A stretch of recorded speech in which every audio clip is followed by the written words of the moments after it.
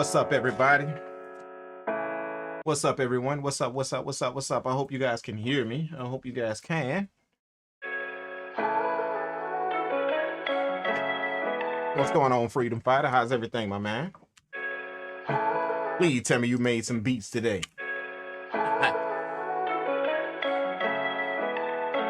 Basically, for everybody that's pulling up right now, what I'm doing is I told you guys that I would jump on today after going live yesterday and making beats. I told you guys that I would jump on just to kind of give you guys a peek at how I prepare beats, you know, get them mixed and ready to go. So I'm gonna be taking a few of those beats I made yesterday. I'm gonna be taking a few of those beats and yeah, we're gonna be mixing them. So hopefully you guys get a little bit out of that. Hopefully. Let me know in the chat if you guys can hear me. I don't even know if you guys can hear me or not.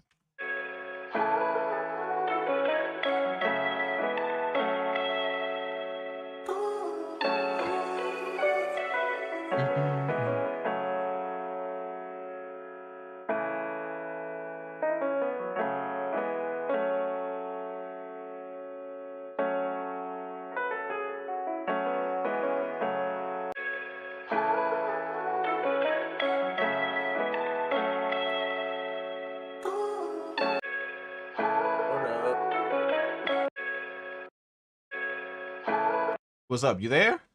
I'm here. Did you slide up in the? Did you slide up in there? I did. Did you slide up in there? Y'all good to go, man. We live now, man. Everybody is pulling up now on the live stream, man. What's up, everyone? I don't know if y'all? Did I give you the correct permissions to be able to do everything that you could do in the other channels? To be able to. Yeah, I'm good. Well, I think I gave. There you go. There you go. There you go. There you go. There you go. There you go. There you go. This is Big Prodigy right here, man. Y'all know him. Y'all know him from the SFG, man. He gonna be pulling up and you're gonna mix a beat or two, right? We're doing a little bit. We're doing a little bit of mixing, man. So okay. I'm gonna mix a few of mine. You can mix a few of yours if you want. Then we're gonna check them out and see what's up with them. Okay, let's do it. I've already kind of started this one. So I'm just kind of finishing it off now.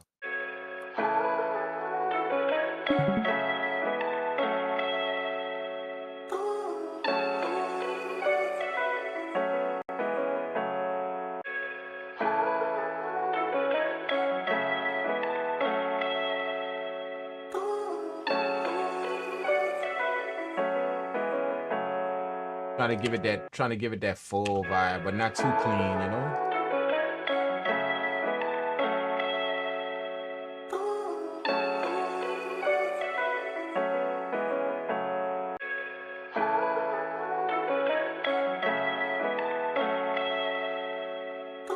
All right, this is without the effects. Off the effects. This is without the effects.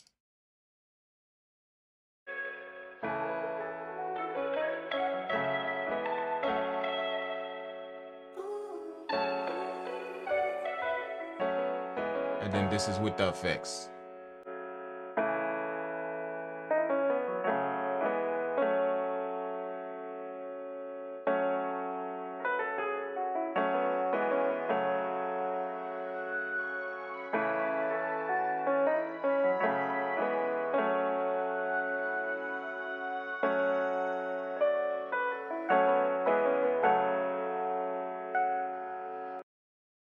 That's kind of where I am now. Okay, I'm gonna mix 2 beats tonight. I'm gonna at least try one. At least do one. If I can get to 2. There y'all go. Because I know if I do 2, I might be pushing it. But we'll shoot for 1. We got. Trying to figure out which one I want to do first. I think I'm gonna do 1, and then I'm gonna do another one tomorrow. Get them ready for the battle. Ooh, you gonna actually put the beats here? People to see. You Come with it, I guess. You gonna put them up here for people to hear, man, before it's time. That's nuts right there, bro. For real. You know, I guess they show it. There Show you a couple go. of them. What's up? Still tripping? Freedom Fire say I made 2 beats today. Nice, he made 2 beats today. So I'm taking it. You're ready to take on. You're ready to take on Prodigy in a beat battle. You ready? That's Freedom Fire in the chat, man, in the YouTube chat. I see him. What's up, Freedom? Say he ready to. I was talking to him earlier. I was in the Discord during my lunch today, and does he sound like you ready, or are you still trying to prepare? I don't know, man. He was cooking up some heat. I ain't gonna lie. You was? Ah. Yeah, he nice. was. Nice. He was cooking up some nice stuff. Nice. So you go bring it. You gonna bring the heat and push Prodigy to the limit this real, right?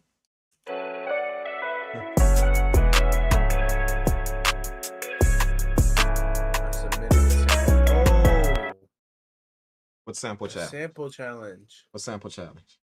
For your YouTube. Oh, the producer contest. Mm-hmm. Yeah, the producer contest on YouTube, man. We pushed the date back, man. We pushed the date back a little bit, bro. Oh, nice. Just in case, man. Just in case y'all wanna perfect a few things. So don't worry, y'all can resubmit y'all beats if y'all want. Y'all can resubmit y'all beats if y'all want. Let me go here to the Discord. The contest. So the date is now, look, there it is, August 9th. That's the due date, August 9th. So it's gonna be the beat battles coming up on the 6th. Then y'all got the weekend. Okay, this is what we did. You got the weekend. The beat battles on Tuesday. Next Tuesday, right? Next Tuesday. No, next Wednesday. It should wait, hold on. It's the 6th. It's the 6th, right? That's Tuesday, right? It should be Tuesday. It should be Tuesday. I might be tripping. Hold up. Should be Tuesday. I think Tuesday, right? Yeah, my bad. It's Tuesday. Tuesday is the 6th. Okay, so Tuesday is the 6th. And then that's for the beat battle. So y'all pull up on that for Twitch. And then during the battle, we're going to be talking about the producer contest. That's how I wanted to do it. So that way on the battle for the live stream, the Twitch live stream, we're going to be talking about the producer contest for everybody. So y'all get right. Y'all make sure y'all get right. You got a session before the due date. Nice. There you go. What about before the battle, bro? Like a few of these dudes pull it up before the battle. They're gonna pull up. They're gonna definitely pull up before the battle. I don't even think I can get one before the battle. I think the sessions is booked, bro. Like before my one-on-one sessions is booked before the battle. So I think so. They all booked like before the battle. Yeah. They booked. There ain't a single slot open. Yeah, they booked, bro. So yeah, so I'm gonna just have to, pray and hope that. just hope that it's all to the G, huh? Uh-huh. That's how you do it. Look, here, I'll play one of the beats. And I'm thinking. You want?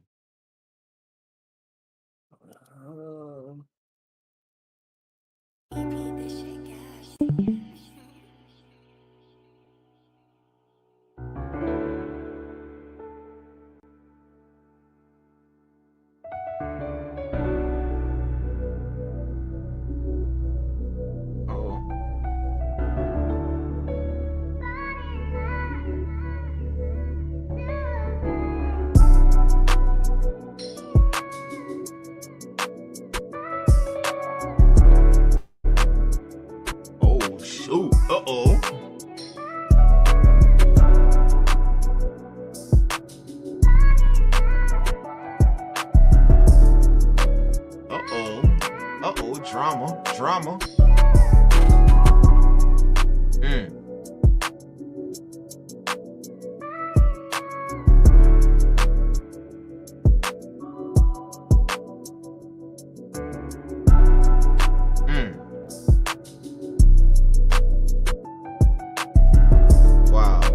up, Studio Gangster? What's happening, man? I see you, Studio. I didn't even see you earlier, man. What's happening, big man? I think this is the one I made on IG Live that we did on Sunday. Yeah, it is clean right here, bro. I like this thing, shit. I like this thing, man. Thank you. And then I made this today.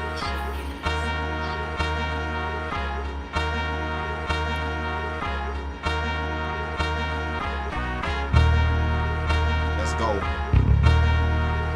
Let's go. Let's go. Let's go.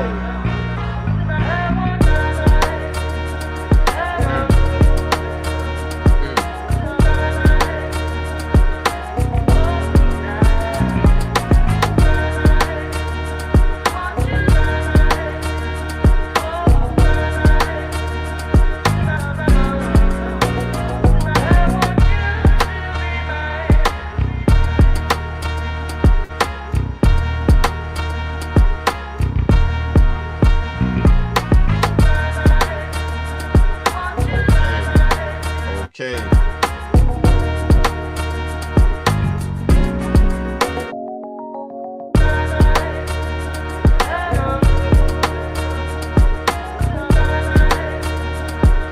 Let's love that. Let's love that. My boy trying to put a hurting on him this rip right here, huh? Oh shoot. I've been going in, man. I've been making a good amount of beats. Trying. I'm getting an arsenal ready, man. I'm getting one ready.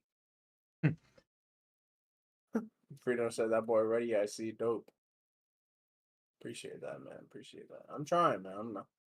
I told Easy. I said, I might not beat you this time, and I might not beat you next time, but I promise you, I'm gonna beat you at some point. If I beat you, it's gonna be my way. I'm gonna beat you doing what I do best. There you go. That's how you do it, man.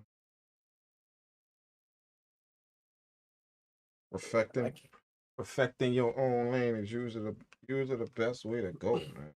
Yeah. Usually. Make sure I'm good to go with my therapy. What? Putting my massage stuff on. Bro, I swear to God. The Dr. Hose? Oh, them things crazy, bro. Like sitting in the chair for a long time, you put them pads on, you let them things work while you're working. You mess around, fall asleep in this chair, bro. For real, for real. You know what I'm saying? Put that thing on 60 minutes. Ooh, look. You just turn it up and let it work. Oh yeah, bro. Ooh, that should literally get you. That should literally get you good, man. Just let that shit work. Let's go. Hold up, that's a little bit too that's a little bit too much going on for my bad. There we go. Like if you don't watch it, man, that should have messed you up bad, bro.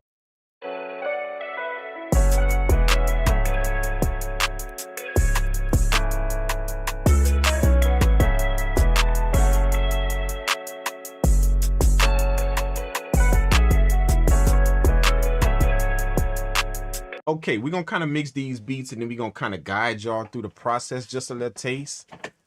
You know what I'm saying? Let y'all get a little taste. Let y'all get a little taste for how this, or at least how I do it. How I get on with mine. A lot of people want to see that. They want to. Probably leave my.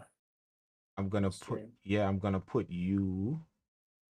I just had you set up nice, man. I had you pop out. I had you popped out, and then I had you shrunk like this. Boom. There you go. Shrink you down. That way I could get rid of this right here. There you go. That way you could kind of stay up on the see you. I'm gonna be trying to mix this beat too, so you might want to get off of mine. Huh? Or am I watching you mix? I don't know. I don't know. I thought you were gonna mix and I'm gonna mix, like at the same time. If you What want. are we doing? Yeah, if you want. Okay, we can do it. We can do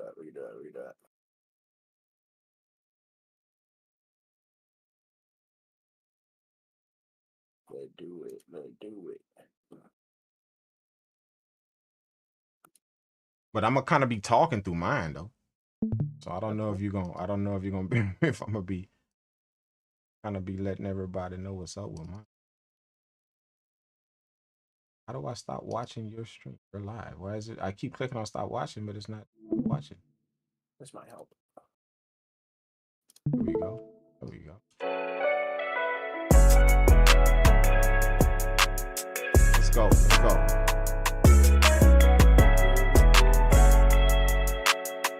Okay, so I got the melodies all done. For this.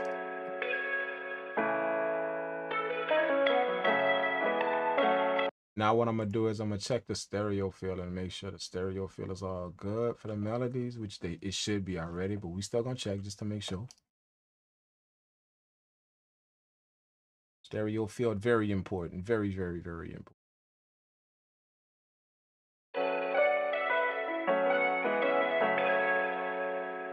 See, we cool, but we still out of whack though.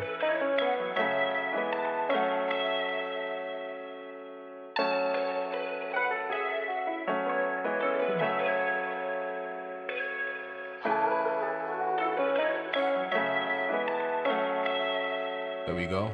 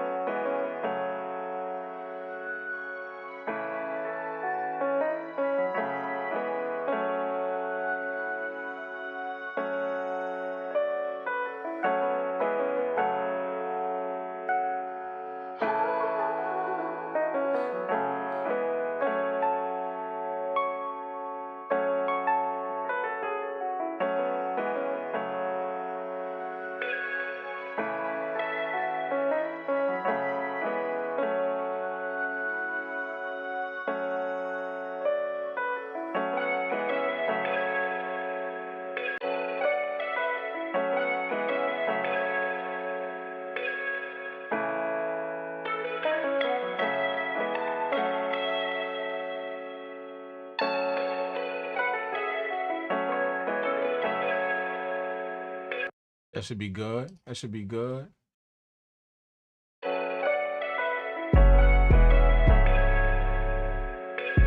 Wait time.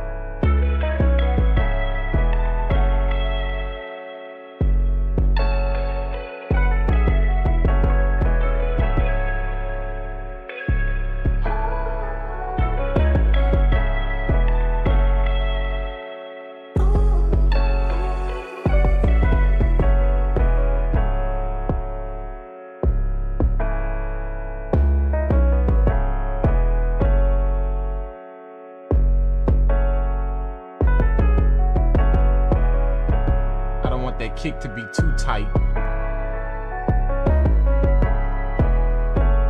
Not too tight with the kick.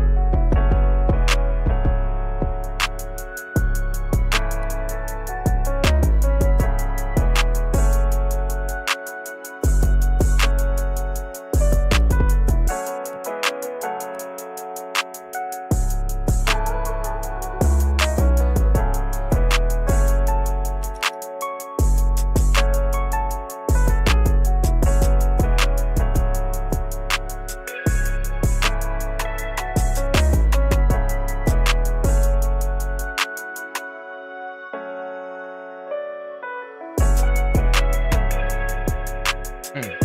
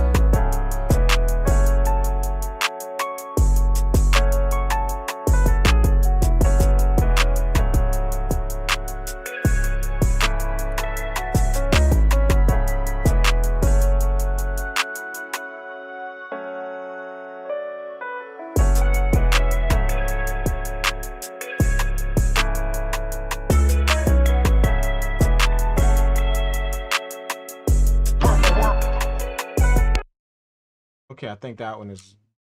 I think I'm finished with that one. I got the bus.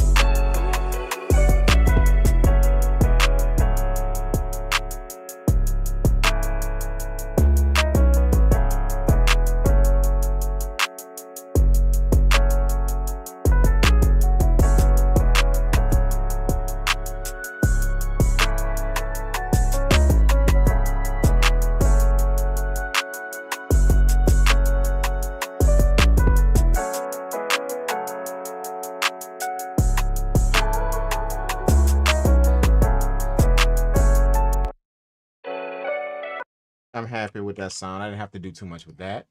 Didn't have to do too much with that.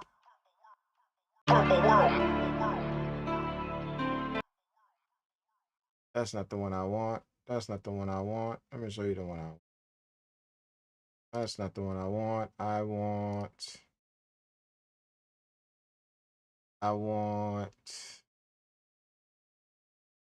want this one. Open.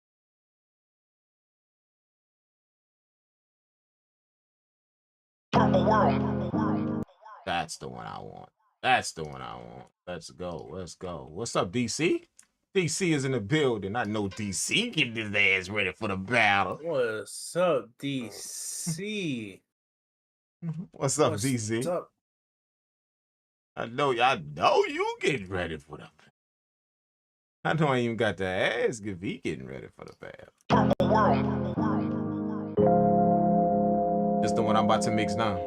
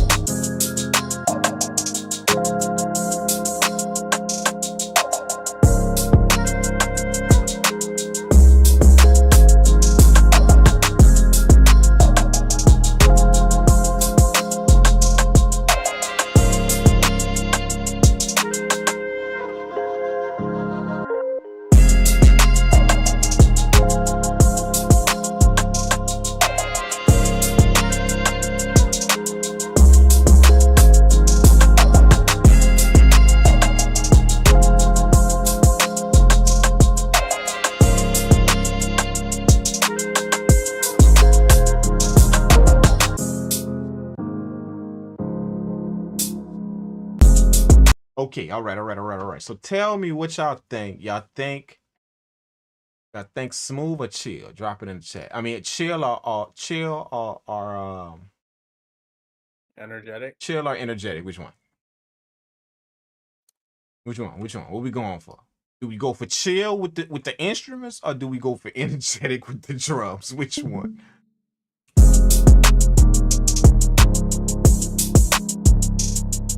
I mean, the drums is handling business though. They all with like with them instruments. Holy shit, though, bro. DC said energetic. Freedom said energy.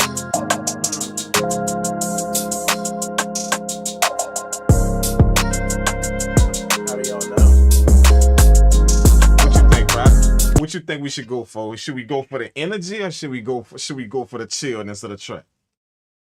First, I think we should check. Check Make what? sure we're not. We should listen to both of the. We need to figure out what is actually bringing the energy to the track. That's a good observation, Prodigy. Okay, so what's bringing the vibe? What's bringing the okay? So let's figure that out. How we figure that out? What we gonna figure out for how we figure that out? What's bringing the vibe to the track? First, we mute the instruments, and like, not at the same time, but we mute the instruments and the drums, vice versa. See what when whatever bus leaves, we have to figure out. We have to listen for what is actually leaving. Okay, so if the feeling is leaving. Okay, so check this out. What I'm gonna do is I'm gonna loop the hook of the track, so that way we're gonna loop the part where everything kind of playing right here. Bam. Okay. So first, let's solo the drums and see what the drums is doing. Let's solo that and see what's up. Let's solo the drums.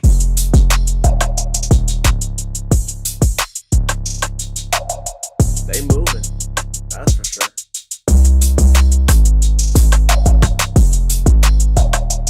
But I know I've had some smooth tracks that has some moving drums. Now here's the first thing we gotta ask ourselves.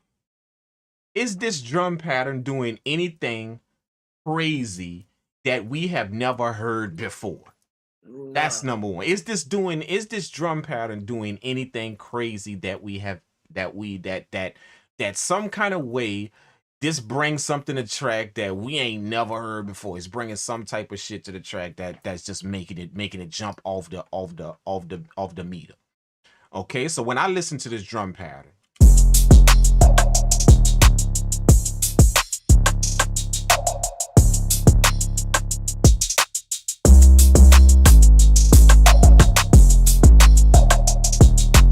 is that drum pattern sounding to you, Prodigy? Is it sounding like to you that's doing anything crazy that you possibly never ever ran into before? It just sounds like a drum pattern. It sounds like a drum pattern. Honestly, it sounds like a cold ass drum pattern. I've heard cold drum patterns before.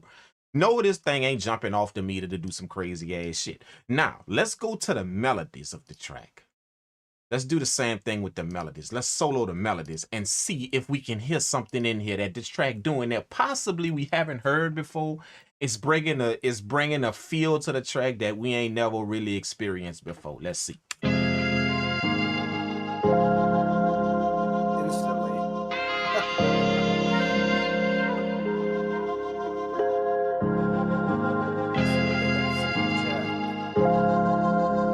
Okay, now from that, I want y'all to ask yourself in the chat, which one of these, when we listen to the drums and then when we listen to the melodies, which one of them things literally gave us a vibe? Which one? Did the drum pattern give you a vibe, or did the melodies give you some type of vibe? When I mean vibe, I ain't talking about just what sounded good. Both of them sound good. The drum pattern sound good, plus the melody sound good. Both of them sound good. But what we asking ourselves is, which one of these things give me something that I really ain't heard before, that's jumping out to my ears like, holy shit, I ain't heard that before. That's something that's playing with my ears right now. That's possibly giving me a vibe that I ain't really got before. Something different to the track. Which one doing that? The drums or the instruments? Which one? DC said melody. DC said melody. The melody's doing that? The melody's doing that. What you think, Prodigy? The melodies or the drums? I gotta say the melody. I gotta say the melodies too. So all of y'all that said let's make this track energetic. I I want y'all to ask yourself. Our goals are going. I want y'all to ask yourself which one of these things. If the melodies is what's making you vibe. The melodies is giving you that vibe that you ain't never really heard before. It's bringing something different to your ear that you ain't really heard before. If the melody's doing that, then ask yourself, is the melodies chill or energetic? Let's solo it and see.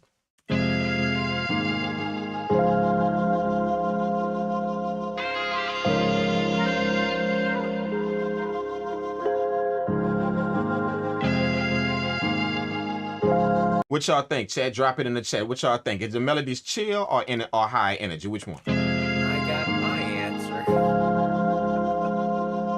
What y'all say? I mean, let's let the chat do this. Let the chat handle it. That's what I'm saying. What did they say? So what y'all getting from that? Y'all getting high energy from the melodies, or y'all getting chill? We kind of vibing out on this. What y'all getting from the melodies? Which one? Drop it in the chat. Drop it in the chat. Which one? Freedom said chill. It's chill, right?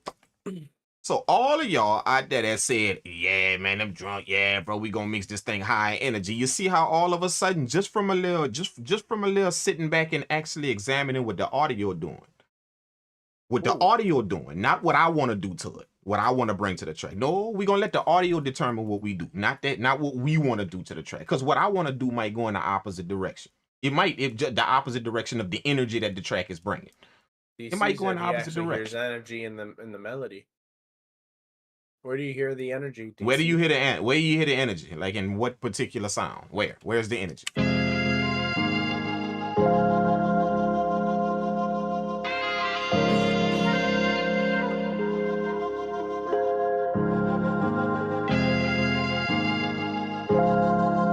So exactly what particular sound is giving us some energy? Let's see. Let's solo these things and see what the chat hears. Let's see. Let's go.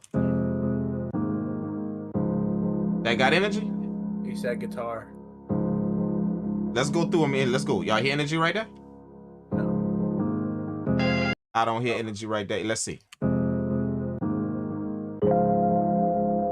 Y'all hear energy in that? What you hearing that? Me or the chat? Anybody. Yeah. What you hearing that? Chill or energy? Which one? Chill. Okay, let's keep going. Voice. This is the voice right here. Let's see what's up. I will give that one. I will give it to that. That one has a little energy in it. What energy does it have? The movement. I guess I could be confusing energy with movement. So does this has this has movement as well? I think that has movement as well. Okay, smooth. Okay. Tone, not the sound. Tone. Remember, tone. We if anybody that's listening to sound right now, you finna get all confused as what we talking about. We talking about listening to tones. If you can understand what tone is, sound is what you hear. See, what I hear is the track doing that shaking, but the tone of what I hear, the tone is how you hear it. So the tone I'm hearing, does that say energy? No.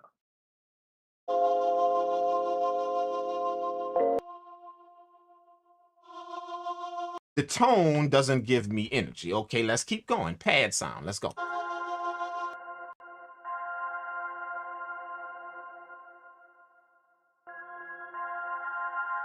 Does that sell us energy?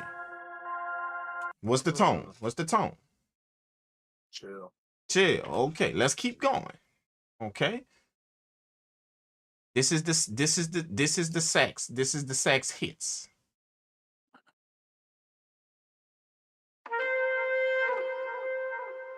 What does that say? Does that say energy or chill?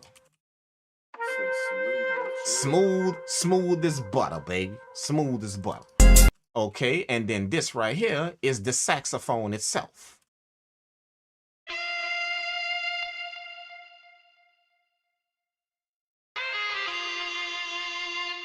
So what you hearing?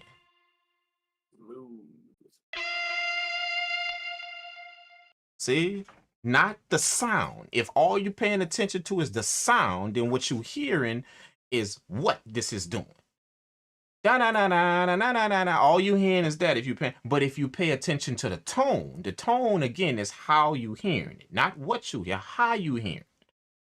So how am I hearing this? Am I hearing this being played at high energy? This right here. Am I hearing it?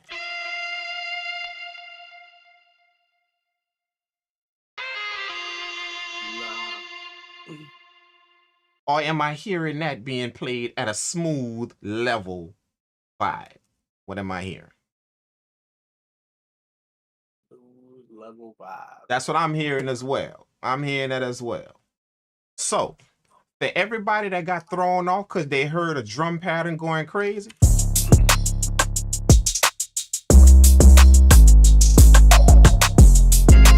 all of y'all probably FL Studio users out there. That's probably what it is. All of y'all probably FL Studio users. That's some kind of way y'all been trained in that software. As soon as you hear 808 hi-hats, oh, that shit need to knock. Yeah, all of y'all doing that. All of y'all. Yeah, see, that's what that DAW do. Okay, so let's go. Let's go. See, so what I'm gonna do is I'm gonna bring to the track that everybody agreed to in the chat. I'm gonna bring that to it. Because that's the thing that we all resonate with in the track. This drum pattern is just me and my hip-hop trap producer mind that tells me, holy shit, because I got an 808 and hi-hats, this shit need to knock. That's what that's doing. That's me and my trap producer mind. I'm not listening to, that's just what I want to do to it because I'm hearing an 808 and some hi-hats. That's what I want to do to it. But if I listen to the audio, we just went through the audio and factual information of what we hearing in this audio just told us that, nah, that's not exactly true. What's true about it is it's actually chill as hell. Well, if we just pay attention to the sound. That right there is what y'all just learned, letting the audio determine what I do, not me determining what I do. I'm gonna let the audio tell me what I do. I just have to have a perception of it, a very good perception of it. Now, here's the thing about perception. Perception could change. Your perception could be different than mine. My perception could be different than yours. That's the thing about perception. But trained perception, that's the thing. Trained perception, meaning how long have I been listening to sound for all over the world, all over the globe, from different places, everywhere? How long have I been in the studio dealing with music? How long have I been listening to these different particular instruments? How long have I been mixing in particular instruments? That's going to determine if my perception is well. My perception, what I'm perceiving about this audio. That's the difference. So again, our perceptions of audio may be different. But trained perception of audio, trained meaning I've had on how I deal with these type of instruments. See, I've recorded thousands of guitars. I've recorded thousands of saxophones. I've recorded thousands of pianos. Not just making beats, but just literally recorded them as an engineer. I've recorded them live. I've actually mixed at shows where I've had to engineer behind the curtain and mix these instruments as they were being played live on stage. See? So that's trained perception of audio, not just a perception of audio, trained perception of it. So my trained perception is telling me that I want to bring all of that, what we agreed to in the chat, that all of them instruments chill and the drum pattern not really doing nothing we ain't heard. That's just our hip hop producer mind that told us when we heard the 808 and hi-hats, this shit got to knock. See, that just took over. But we ain't listening to shit that the audio told us. We ain't listening to nothing that the audio actually told us. Because if we listen to what the audio told us, we basically went from track to track and asked the audio questions. We had a conversation with the audio and let the audio talk to us. And all we did was went from track to track and we asked the audio, what are you doing, Mr. Piano? What is that doing? Chill. What are you doing, Mr. E Piano? What are you doing? Chill. What are you doing, Mr. Voice? Mr. Voice on the track. What are you doing?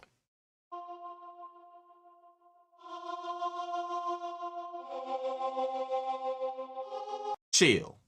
What are you doing, Mr. Pad? What are you doing? See, we're having a conversation and letting the audio talk to us and tell us what it wants us to do instead of us taking over the conversation and telling the audio what we want to do to it. What are you doing, Mr. Pad? Chill. What are you doing, Mr. Saxophone?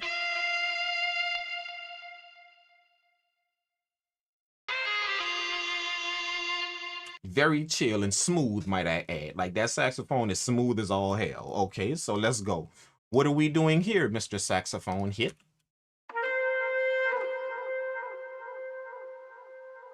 See? Chill.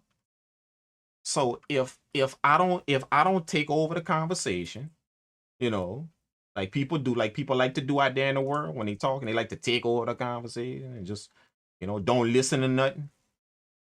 They just take over the conversation, don't listen to what's going on in the conversation. If I want to have a mutual conversation with this audio, and I'm just talking like this audio is a person, just so people out there can get the vibe of what I'm saying, understand the context of what I'm saying. I'm talking like this audio is a person.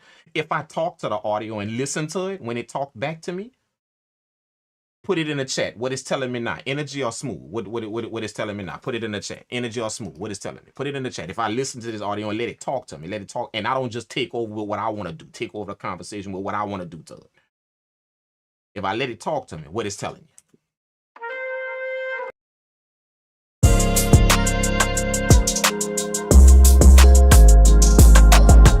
See? That's the difference in letting the audio determine what I want to do versus me telling the audio what I want to do. I'm going to let the audio, and the reason why I'm going to let the audio tell me what to do is because are people pulling up to hear me or are people pulling up to hear the audio? Which one? Which one? Which one they pulling up for, Prodigy? They're listening to the audio. Yeah, so it would be better if I let the audio do what it do instead of me trying to do some shit on it. Let the audio do what it do and just help it to do that. See? So we're going to just help it to do that. We're going to help the audio do what it already want to do. That's you allowing the audio to determine my moves in it. Not just me having a pre-made thing in my mind, a pre-made template in my mind on how I mix shit. I always start with the drums. I always start with the kick drum. Man, let the audio determine what you start with on this track, right? And then when you pull up the next track, let the audio determine. Don't be the idiot, the asshole idiot that take over the conversation and just do whatever. Man, to hell with what the audio telling, man. I mix the drums first all the time. Also, few of your mixes, you're not really gonna have the vibe you want, and it's just simply because I didn't start at the point that gave me the vibe. I didn't start that. I started somewhere else in the track, and then I tried to add the vibe to it later on. What I'm saying? But if I start with the vibe, giving myself the vibe throughout the whole track, possibly I could keep the vibe throughout the track. I could keep it. I ain't gonna lose it. I could keep it. So if we get in a chill vibe, let's start with the chill stuff. Let's do it.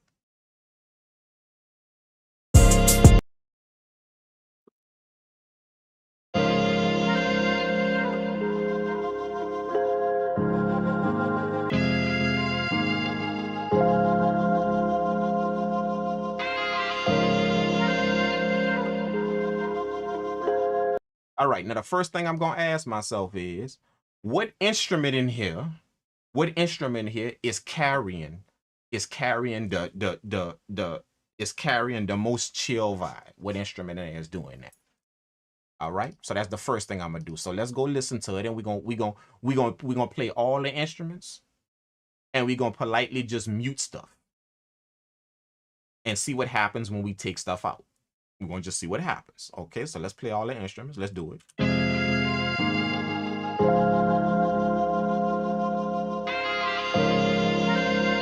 Take the sax out.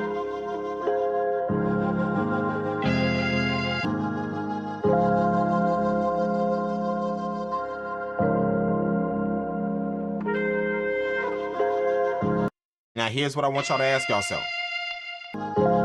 As I mute the instruments, I want y'all to put it in a track. As I'm not gonna move on and mute another instrument until y'all put more or less smooth. More meaning, did it get more smooth when he muted this, or did it get less smooth? Meaning, did it get more exciting? Did it get less smooth when he muted that? Okay, so that's the question we're asking ourselves as I go through this track and I mute these instruments one by one. We're gonna have them all playing. As I'm muting one, just ask yourself, did the track get more smooth? Okay. And then when y'all put it in the chat, I'm gonna move to the next one. Did the track get more smooth after you did? Did it get more smooth after you did that? Okay. See, all I want to see in the chat is more smooth or less smooth. Just put more or less in the chat. Okay, let's go ahead on and do it. Y'all ready with that? Drop a thumbs up in the chat if y'all ready with that. If y'all good with that. I want to make sure that y'all following me before we start this little exercise right here, just in case. Everybody wanted to figure out how this kid be hearing stuff, how he decide what he do when he mixing the track. Cool. I'm about to take y'all through the ABC basics of it. Now, when y'all get very good at this shit gonna happen in 15 minutes. Like, you're gonna mix a beat in 15 minutes because you heard all this. Okay? But for now, we're gonna take it step by step, and it might take us a minute, but that's how shit is when you first get started. Don't expect to be flying out of the gate and doing shit at no super lightning speed. Don't be expecting that, because if you want to learn how to do it, you're gonna take the slow route.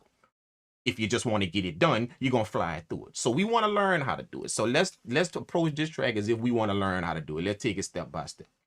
That's for I just said that for everybody that's gonna watch this later on. And for everybody that's not here live and they're gonna watch this video later on and be wondering, man, what that dude do that every time he mix a beat? No, I'm very good at it now. I do this, which y'all about to see that might take us 30 minutes to do.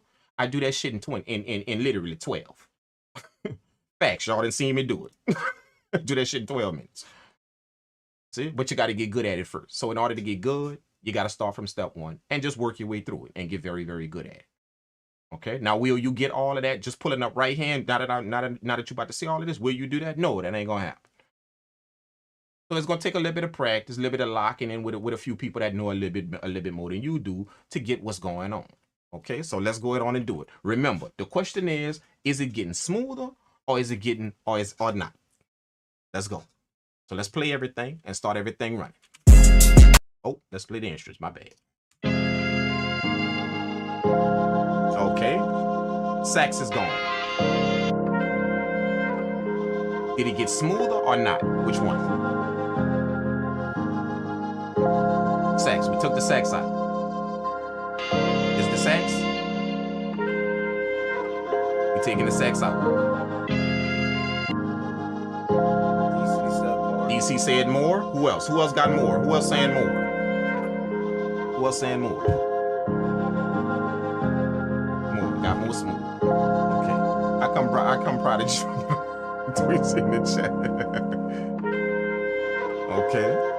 More. V Money said more. Okay, so it got more smoother when we dropped the sax out. Let's keep going. Let's see how smooth. Remember, because that's the vibe we're trying to bring to the track. So we're trying to get to the point to where it's as smoothest. It's the smoothest. The track is the smoothest. So we're going to keep muting instruments and keep seeing if it get more smoother as we take shit out. Let's see. So we took the sax out. Y'all say more. Let's keep going. Let's take the sax hits out. This is the sax hits right here.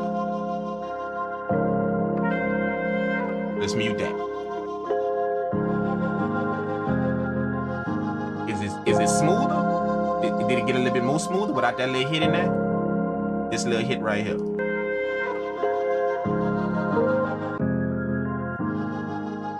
Did it get smoother or not?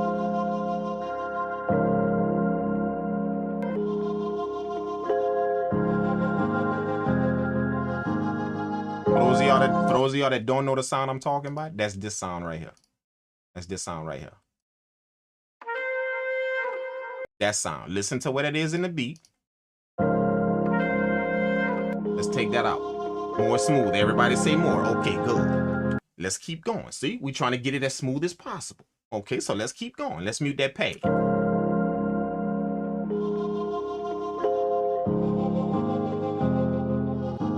Did he get smoother? This is the pad.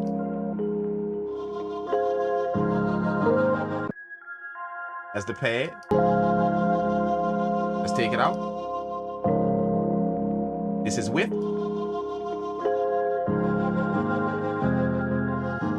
This is without. Which is very less. Anybody else? This is width.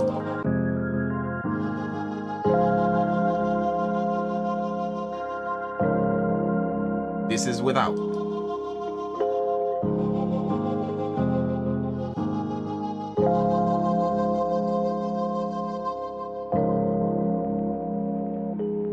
talking about the sax right now. We already did the sax. We already did the sax. We on the pad right now. We already did the sax. On the pad right now. The pad is this sound right here.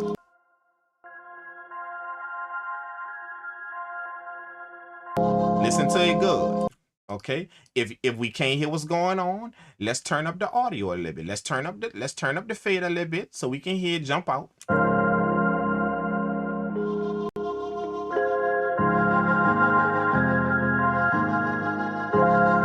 We're gonna take it out.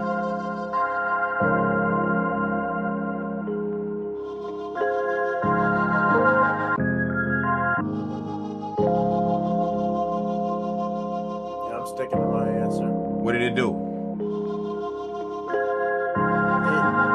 It takes away a lot of the feeling, and it kind of sounds like first off, when you mute the pad, the pad it takes away a lot of the feeling from the instruments. That's the first thing I hear. Second thing I hear is when you take it away, the instruments that are left almost sound, I don't want to say harsh, but the pad kind of rounds everything off. Damn, because the pad is the texture. So that's why it's a little hard for y'all. DC say this one kind of tough. You see what I'm saying? The thing is, the reason why it's kind of tough is because, see, that pad brings the texture. It's not really the instrument. It's the texture that's happening. What texture does is texture adds to a little bit of the smoothness. When you have textures floating around stuff, it's adding to, it's backing up things in the back. So when that texture leaves, it's exactly what Prodigy said. It seems like the instruments get a bit more harsher. It doesn't have that texture behind them making it more smoother. So when that texture leaves from behind there, it makes the instruments pop out a little bit more harsher. You feel what I'm saying? Because it's what brings the texture. Let me show y'all. What I'm gonna do is just so y'all can hear what I'm saying. I'm gonna bring the pad down. Bring it all the way down. Bring the fader all the way down. And I'm gonna keep increasing it in the track. It's like there's gonna be a point in time to where all you hear is the instruments. All you're gonna hear is the instruments, right? Now, as the pad comes up into the track, that pad sound comes up into the track, you're gonna start hearing the instruments get less prominent, and you're gonna start hearing more of that dreaminess that happens. It's like what that pad is doing is saying, chill out, instruments, chill out a little bit. Let me kind of make y'all a little bit more dreamier. Y'all don't need to be too harsh. Let me make y'all a little dreamier. But you're gonna hear it better coming into the track. So I'm gonna bring this fader all the way down. Let's bring that pad fader all the way down. Okay. And then we're going to play the rest of the track, and we're just going to slowly start increasing that in now. Now, pay attention to how harsh the instruments are, how much you hear the instruments without that pad sound in that. Then as I start bringing that fader up, you're going to start hearing the instruments get a little dreamy when that pad start taking over a little bit. Check it out. See if you can get it. Check it out. So you hear the E piano, you hear the piano doing all that, they popping out. Now watch when I bring that pad in there, watch. I'm moving the fade up, check it out. Oh wait, it's muted. Check it out. Look, check it out.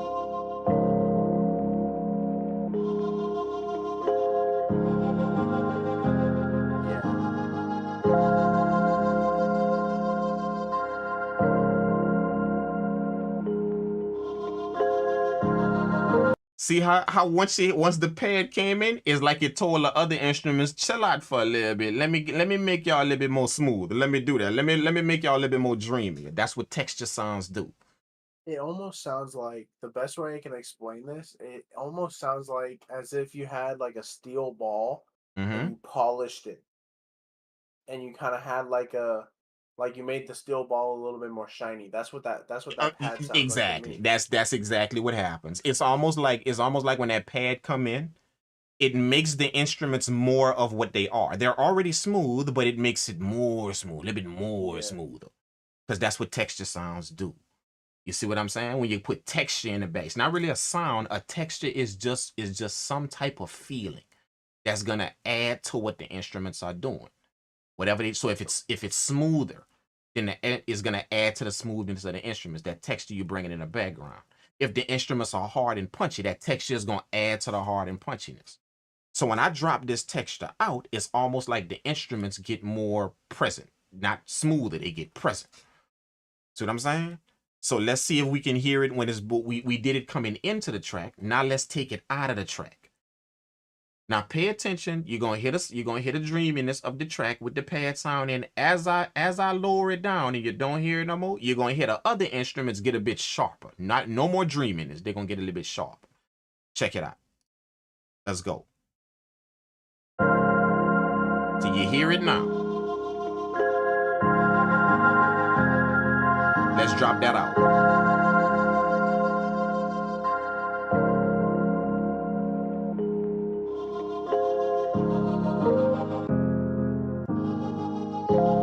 See? The instruments get a little bit more present. It's like the dreaminess of the track just left. So when we drop the pad out, I say that we hear more. We hear a little bit less of the smoothness. A little bit less of the smoothness when we drop the pad out. See what I'm saying? I hear more of the instruments being a bit sharp. I don't hear the track get smoother when I drop the pad out. I hear it smooth as long as it's in there. When I drop it out, I hear just instruments now. Smooth, dreamy feel. All instruments. It's almost like the difference in a basketball and a bowling ball. See? So we're going to conclude that taking that sound out makes the track a little bit more. So we know, let's mark that track right there. We keeping that in there. See? You see what I'm saying? Remember, we trying to find what brings that smoothness that we said the track is. What brings it to the track? All right, so we dropped out all these other instruments and it made the track more smooth. So the smoothness not in none of these instruments. That smoothness, because we dropped that out and the track get more smoother. So it ain't these instruments bringing the smoothness to it, all these over here. We get to the pad, we drop that out, the smoothness kind of left a little bit. So man, that pad is bringing a little bit of the smoothness, bringing a little bit of that chill feel. So we gonna keep that one in there. All right, now let's keep going. Let's drop the vocal out. Tell me when we drop the vocal out, if the track get more smoother or less smoother. Let's see.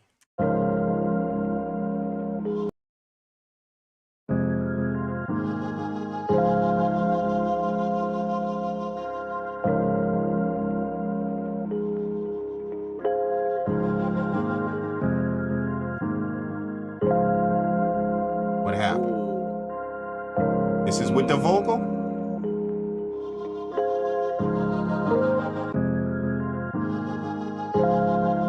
More smooth or less smooth? Which one?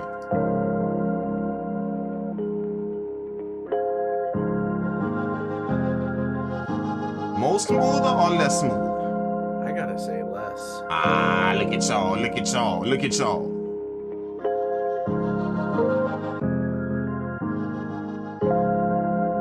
Who could tell me why? Who could tell me why? Like, if you out there guessing, we ain't taking no guesses. Who could tell me why in the chat? Who could tell me why? Who could summarize it real quick? What it's doing in just a few words? What it's doing when the vocal sound leaves? I'm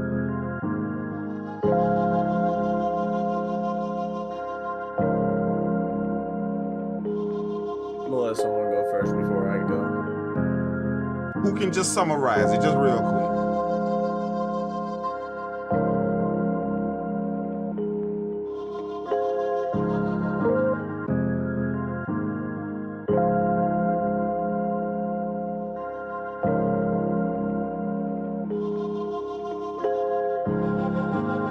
This is in, this is out. More presence to instruments again, like the pad.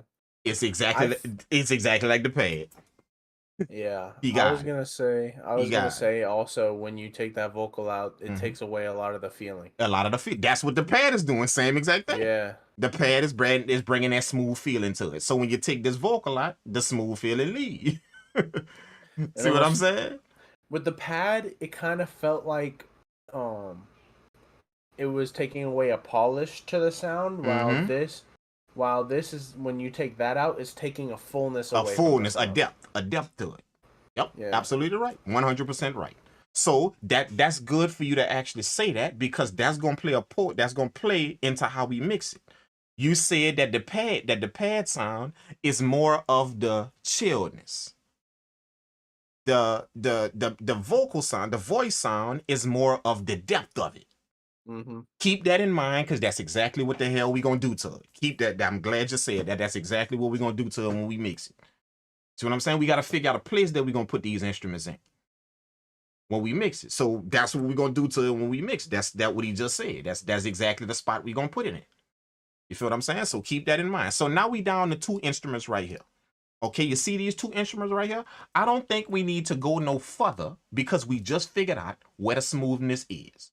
Somebody please put it in the chat if y'all could see it on the screen. We done muted all these instruments right here, and we left with 2 tracks. We left with 3 tracks right here. We left with these 2. Our piano right here. We left with the pad sound. And what else we said? The vocal sound. Vocal. The vocal and the pad sound. That's it. So basically, these 2 instruments right here we just determined from the audio, not what we felt or what we thought or what we believed or what we wanted to do. Nope, just from the audio, listening to the audio and having a little conversation with it, listening and not just trying to go in and just do our thing on it. Just listening to what the audio telling us. We done figured out where the smoothness at in our track, and also we done figured out a bit of what we want to do with it. That's it. And everybody in the chat said, yeah, let's go ahead and make this one chill. First of all, y'all said let's go for the high energy. That's all of y'all hip hop heads out there that heard an 808 and some drums and some trap sounds, and all of a sudden this thing got a knock. Y'all know how y'all do. Simply because y'all heard an 808 and hi-hats. That's it. This thing got a knock. Got the knock. Let's go. Bang, it got the knock. See? That's that bullshit y'all on right there. That's it. Totally forgetting how music feel. See what I'm saying?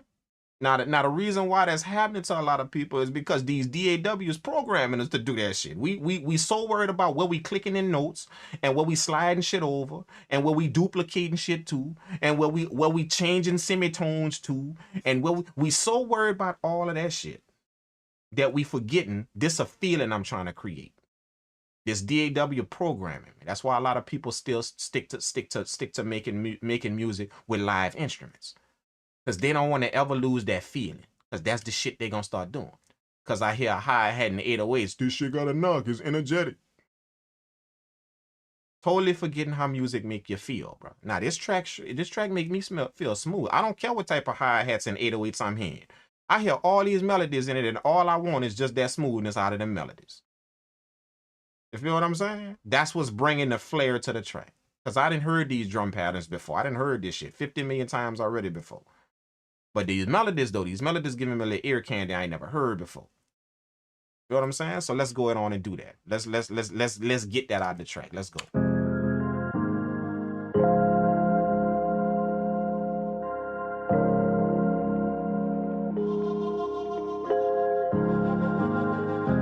Now, because we didn't figure out the sounds what we want, so we working with this piano track, this E-piano track, this vocal track, and this pad track. That's the sounds we working with to start our beat off, to get everything rocking.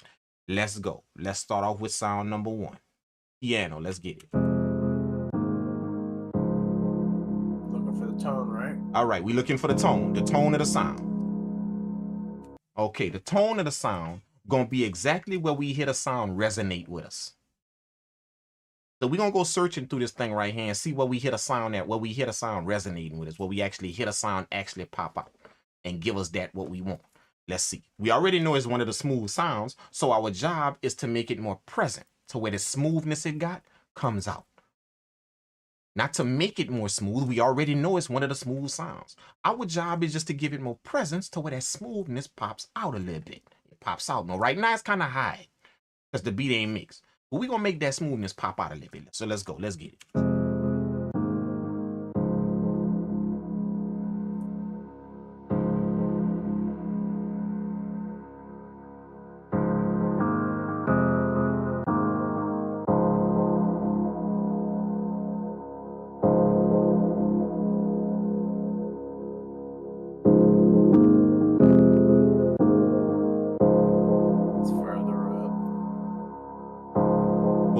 Where we at? What you think, Prodigy? Tell me when to stop. I'm gonna move it slow. Tell me when to stop. Gotcha. Keep going. Oh, you passed it. I passed it, didn't I, love? Where's that? A little higher. A little higher.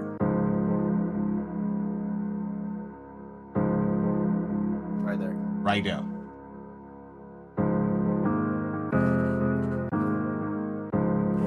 See, the reason why we soloing that out, the reason why we soloing that out is because that's what a sound give us, the actual sound, the actual smoothness, the actual tone of what this piano is doing.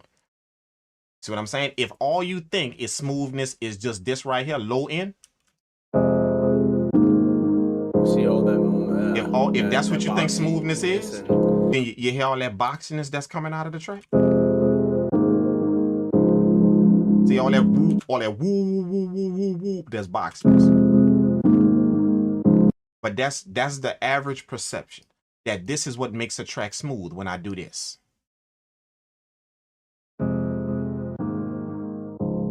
See? That made it smooth. That's the average. That low end results in smoothness because I don't have none of that high end sharpness. Low. That's the amateur. That's the amateur that looks at sound in that fashion.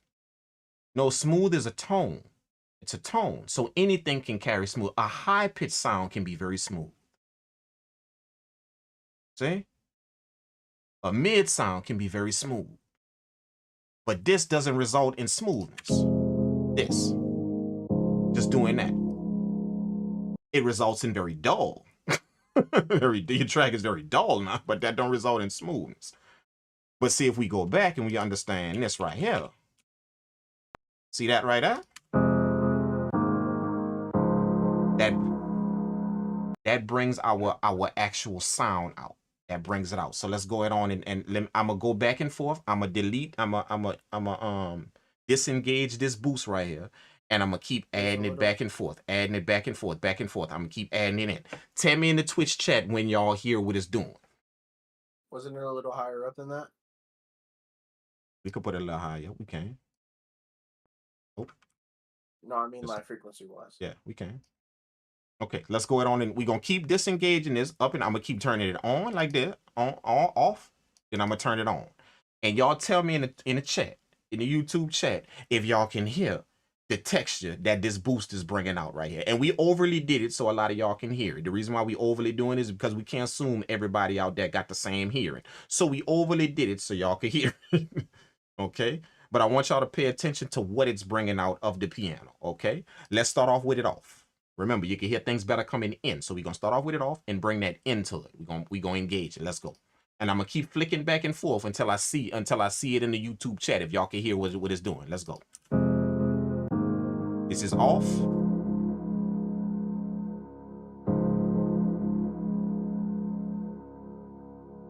On. Off. On. Off. On.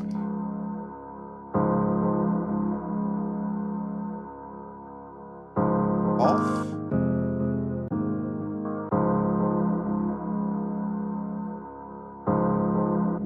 Off. On. Can anybody out there hear what it's doing? Can anybody out there hear?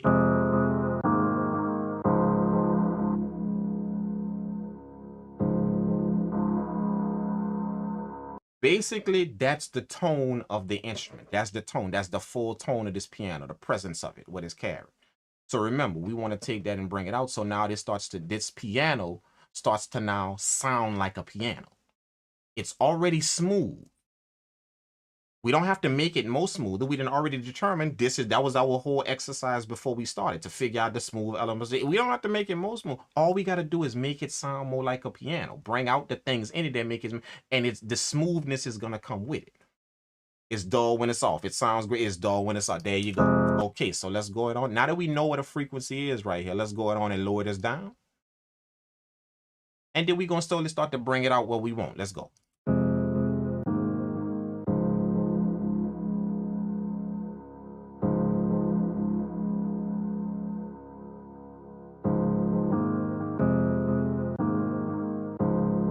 Where we at, Prodigy? Right about there. Maybe a little bit more just to give us enough sound. Right here. This is off.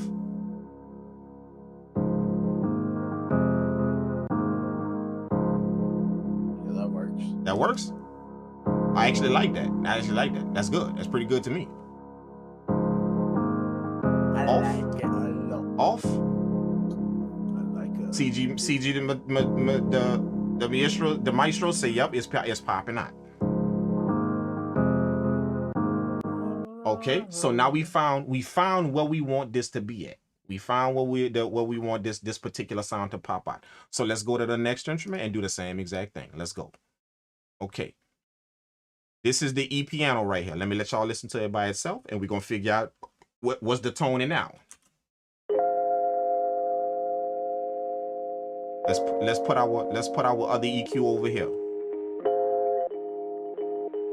Let's pull up our EQ on this track right here. Let's see where we at.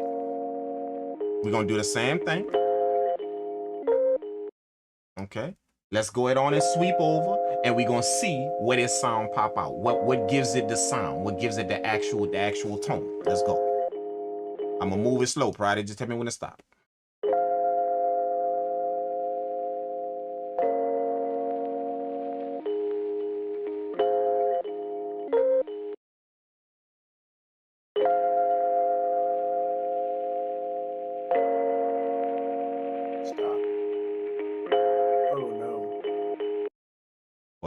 What? Keep going? It sounds good, but there's a weird... I mean, yeah, I think that's it right there. It's just there's a weird sizzle in there sometimes. You can't have both. I know.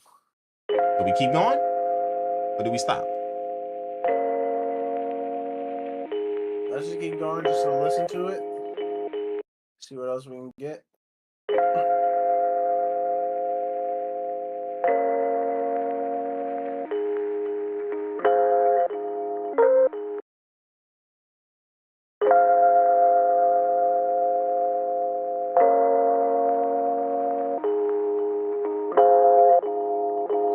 Let's just go back to where it was. Yeah. So let me start. Tell me well.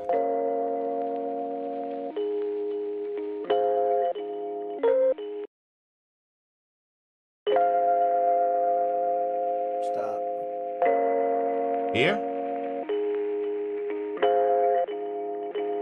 Move a little bit more to the left. More to the left. Right there.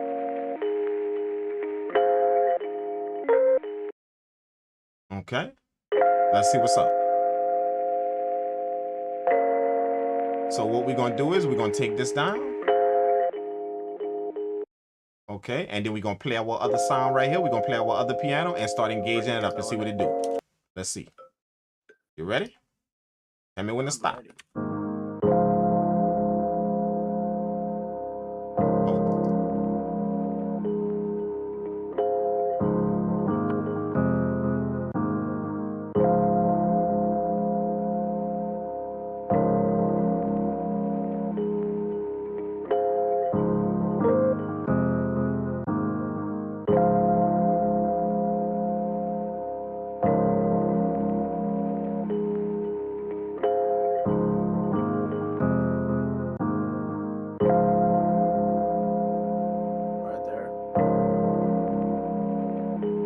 Right there?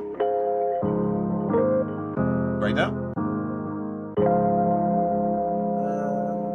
Bring it down a little bit.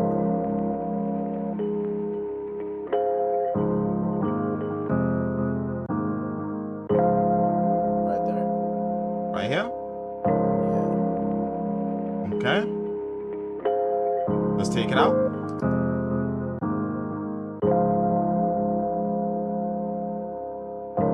Bring it in. Take it out.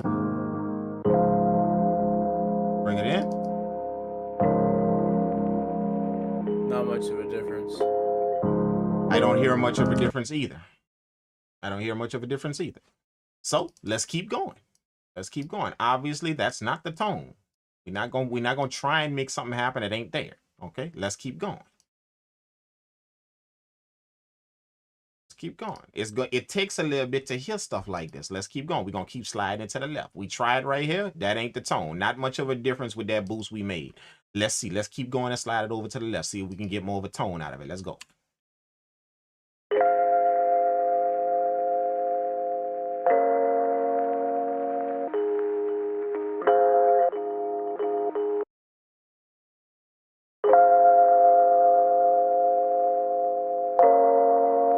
Right there. How did you hear that? How did you hear that? It started getting a lot more full. A little bit more. It started to bring out more of the texture of what the sound is doing. This over here is just your brain telling you that's a high sound, so it must be way over here somewhere. It must be. That's what your brain telling you. You got to shut that off and just listen to what the audio telling you. The audio is telling me that when I bring it all not high over here, when I bring it over here, all of a sudden it pops out. So let's put it down and see if that does something. Let's see. Let's drop it. And then we're going to do the same thing. Let's play the piano. And then we're gonna start raising this up and see if we can get something out of it. Let's see.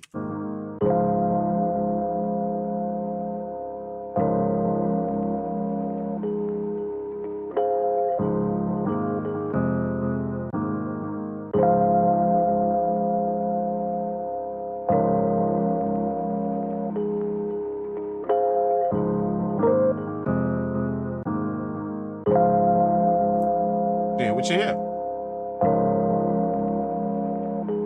Disengage it? Let's see. Let's see. Let's see. We bringing it up. We bringing it up. We waiting for you to tell us to stop. So let's go. We're gonna start from here and let's bring it up. Let's go.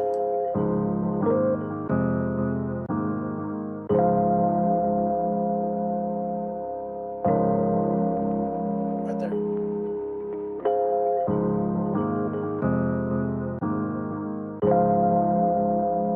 Nice. Yeah, right there. All right, let's take it out. Wow. Yeah. There we go. See it?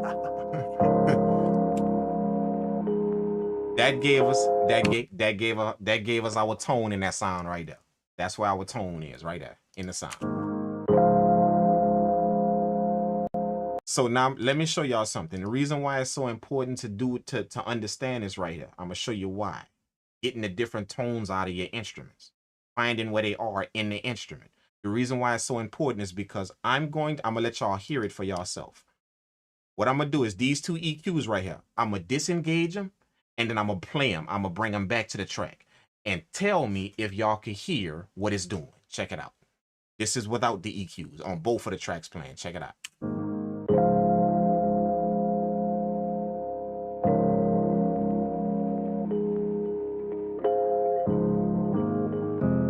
Now this is with.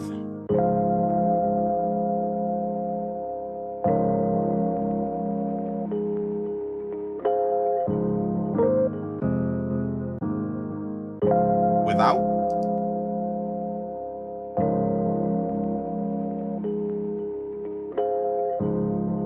This is with.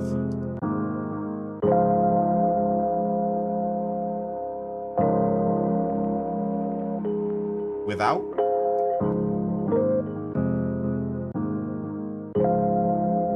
This is with.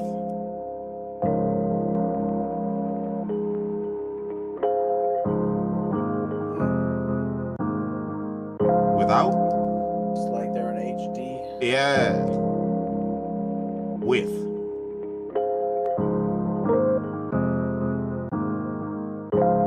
So just from us making these small moves right here, as small as these moves are, just from us doing that, finding the tones and just bringing that out, your mix starts to get easier and easier for you to comprehend because you're bringing out tones in your sounds, not just the sound of it. I'm going in these instruments and find where does this tone resonate. Let me bring that out of the instrument. So for all of y'all that's pulling up their volume fader and just bringing up the instrument, yeah, you're kind of introducing a bunch of shit into the track that don't need to be there, versus going find a tone in this sound and bringing that up. Now you're going to start to realize that your sound has more of an HD sound, because I'm going to get the tone in this piano and letting that pop out. I'm going to get the tone out of this bell sound and letting that pop out. It's almost like you're telling your instruments go from HD to super HD. You see what I'm saying? Because I'm bringing out these tones. It's like the red in HD. HD is your TV set look nice, but in FHD, now all of a sudden the red get more red. See, it was already red before, but it get more red. It get deeper red. The green get deeper green. See what I'm saying? That's what happened when you hit that FHD. You feel what I'm saying? That high definition. The blacks are more black. The black's more black. The black is more deep, more a deep black. High dynamic range. You see what I'm saying? Exactly. That's what happens to your sound whenever you go start getting the tones out of your instruments, when you're just not concerned with sound. I've done a bunch of videos to kind of show you guys the difference in going grab tones out of my instruments versus versus sounds. This will help you when you're making beats. This is not only for mixing beats. This is when you're going through presets and making beats as well. You're going to start to use sounds that you never really used before. The reason why is I don't like the sound, but it got a tone in it that I love. See? I'll pull up a gritty sound that I'm like, oh man, I can't stand that sound, but it got a little tone in it that I like. It's in that sound, it's inside of it. So you go get the tone you want from the sound. You cut off all of that shit you don't want, and you just leave the tone of it in there. Now you can put those sounds in your beats. But if all you're doing is just listening to sound, that's gonna be 50 instruments you pass over and never use. I don't like the sound. I don't like the sound. I don't like the sound. Well, you're not paying attention to the tone. There might be a tone in there that you actually can use in your beats that'll actually make your beats sound nice. Some of the sounds you be looking for in your VST that you can't find is because it's laying in them sounds that you don't really use. It's just the tone of them. But you're not listening to that. You just listen to the sound, so you keep passing over the sound. So you'll never get the sound you want. You passing over it. You never use that. You never use it. You keep passing over because you're not taking in the actual tone of the sound and what it could possibly do. This is proof right here that tone can bring something to your beat when I just go get the tones out of sounds. We're not boosting up the volume on it. All we doing is just boosting the tones of the different sounds. And now all of a sudden, our red get more redder, our green get more green. It take it from HD to FHD, like literally, like boom. You can hear it all. Let's play it again. This is without. DC music guilty. You be passing over presets, son. Just listening to the sound. No tone, just listening to the sound. Let's go. This is off.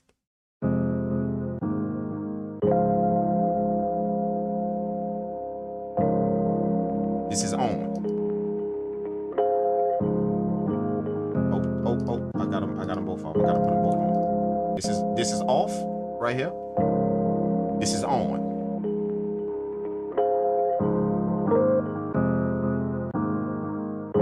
This is off. This is on. Off. On.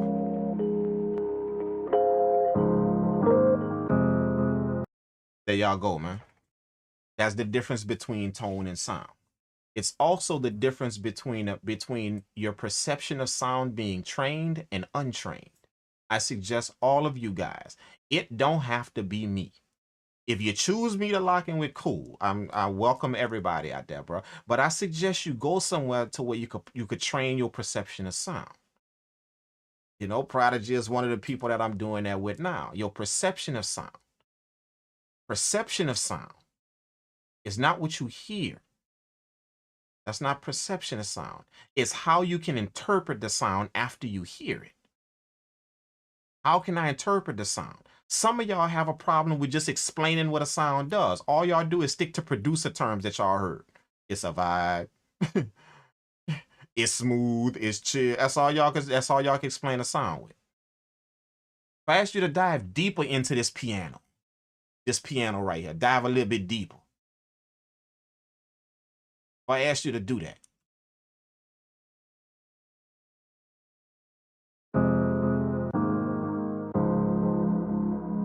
And I asked you to describe that a little bit deeper. Describe it.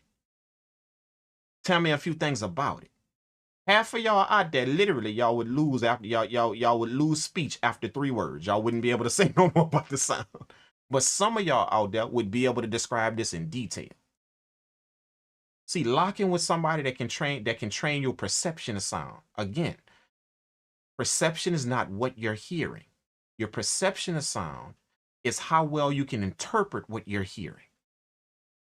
See, if somebody is speaking sign language to me, I mean, if somebody is talking sign language to me, I could look at the woman and see her signing. See what I'm saying? But without her interpretation, I don't know. I can hear that person that's talking. You know how people that's deaf, they can't really make words. Like when you hear them talk, they make sounds. They can't really make words. But see, that interpreter, what she doing is giving me a better perception of that sound I'm hearing. She's increasing my perception of that sound, because I can't make out quite exactly what that person that's deaf, that can't speak that good, I can't make out what they saying, because they can't really form words that well. So I got that interpreter in between me and that person to make that sound a bit more clearer to me. Now I can perceive what that person is saying a little bit better. The perception of sound. That's how I interpret the sound. That's what a lot of people are lacking. They're not lacking the quality of music. They are lacking the perception. How do I interpret this sound once I hear it? How do I do that? Most of y'all making beats based on sound. So you go stay in that realm. And until your perception of sound gets a little bit better, that's when you're going to notice your beats increase a little bit better. You start to pick other sounds. Not this piano, I'm going to pick this one. I know I always use this piano right here, but I'm going to start using this one over here. It's because your perception of sound got trained a little bit better. So you're hearing something, you're interpreting this piano a little bit better than you was before. So you switch to using that piano over there. See, that's how your sound starts to upgrade, because your perception of it is now upgrading a bit.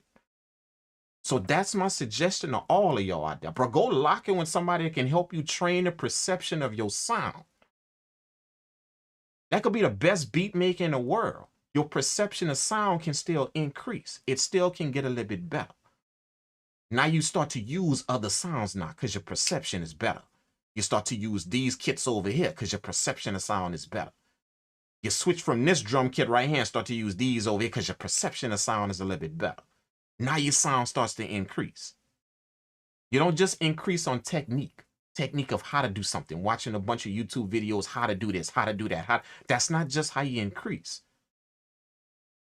That's not just how you level up. You level up a little bit, you level up better when after I take this in, how did I perceive it? Is my perception of it well? Case in point, just to give y'all an example, you know how when somebody says something you don't like, they say something you don't like. I do that all the time. Somebody tell you something you don't like. They didn't mean to offend you. They didn't pick you out of the crowd and say, I'm finna shoot a jab at this dude.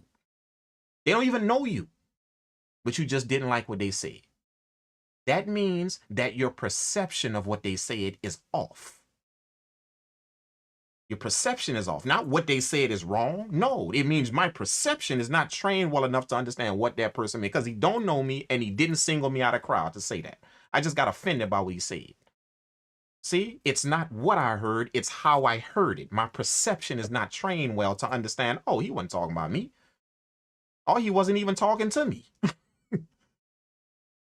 See, that's your perception of sound. If my perception is off, I'm going to be misinterpreting everything people say. I'm going to be catching feelings behind some shit, and they wasn't even talking to me. They just said that shit over there, and I caught feelings behind. I don't like this person because they said that. Man, they wasn't even talking to you, and they don't even know you. Why you got offended behind something somebody said that they wasn't even talking to you? Plus, I wasn't even directed to you. They didn't solo you out of the crowd and say, hey, bro, this for you right there. That's not what they did. See, it's my perception of it is screwed up. That's why I'm misinterpreting what's coming out of that person's mouth. It's no different than that. So get with people to train your perception of sound, not just enhance your technique, not just watching YouTube after YouTube video trying to copy people's techniques on what they do. After I get this technique, I gotta understand if I even perceived it well enough. Did I do that? Did I do that? So let me go lock in with somebody where the perception of sound is very good and see if my perception is on that type of level. Let me see. They're gonna start asking you questions on what did you hear in this sound right here? What did you hear? Explain it to me. What did you hear? Now half of y'all there gonna go, y'all after three adjectives y'all give that sound. You explain it to you give it three different things. All of a sudden you're gonna start saying stuff like this. Well, yeah, I can't really put it in the word. It's like how can I say this?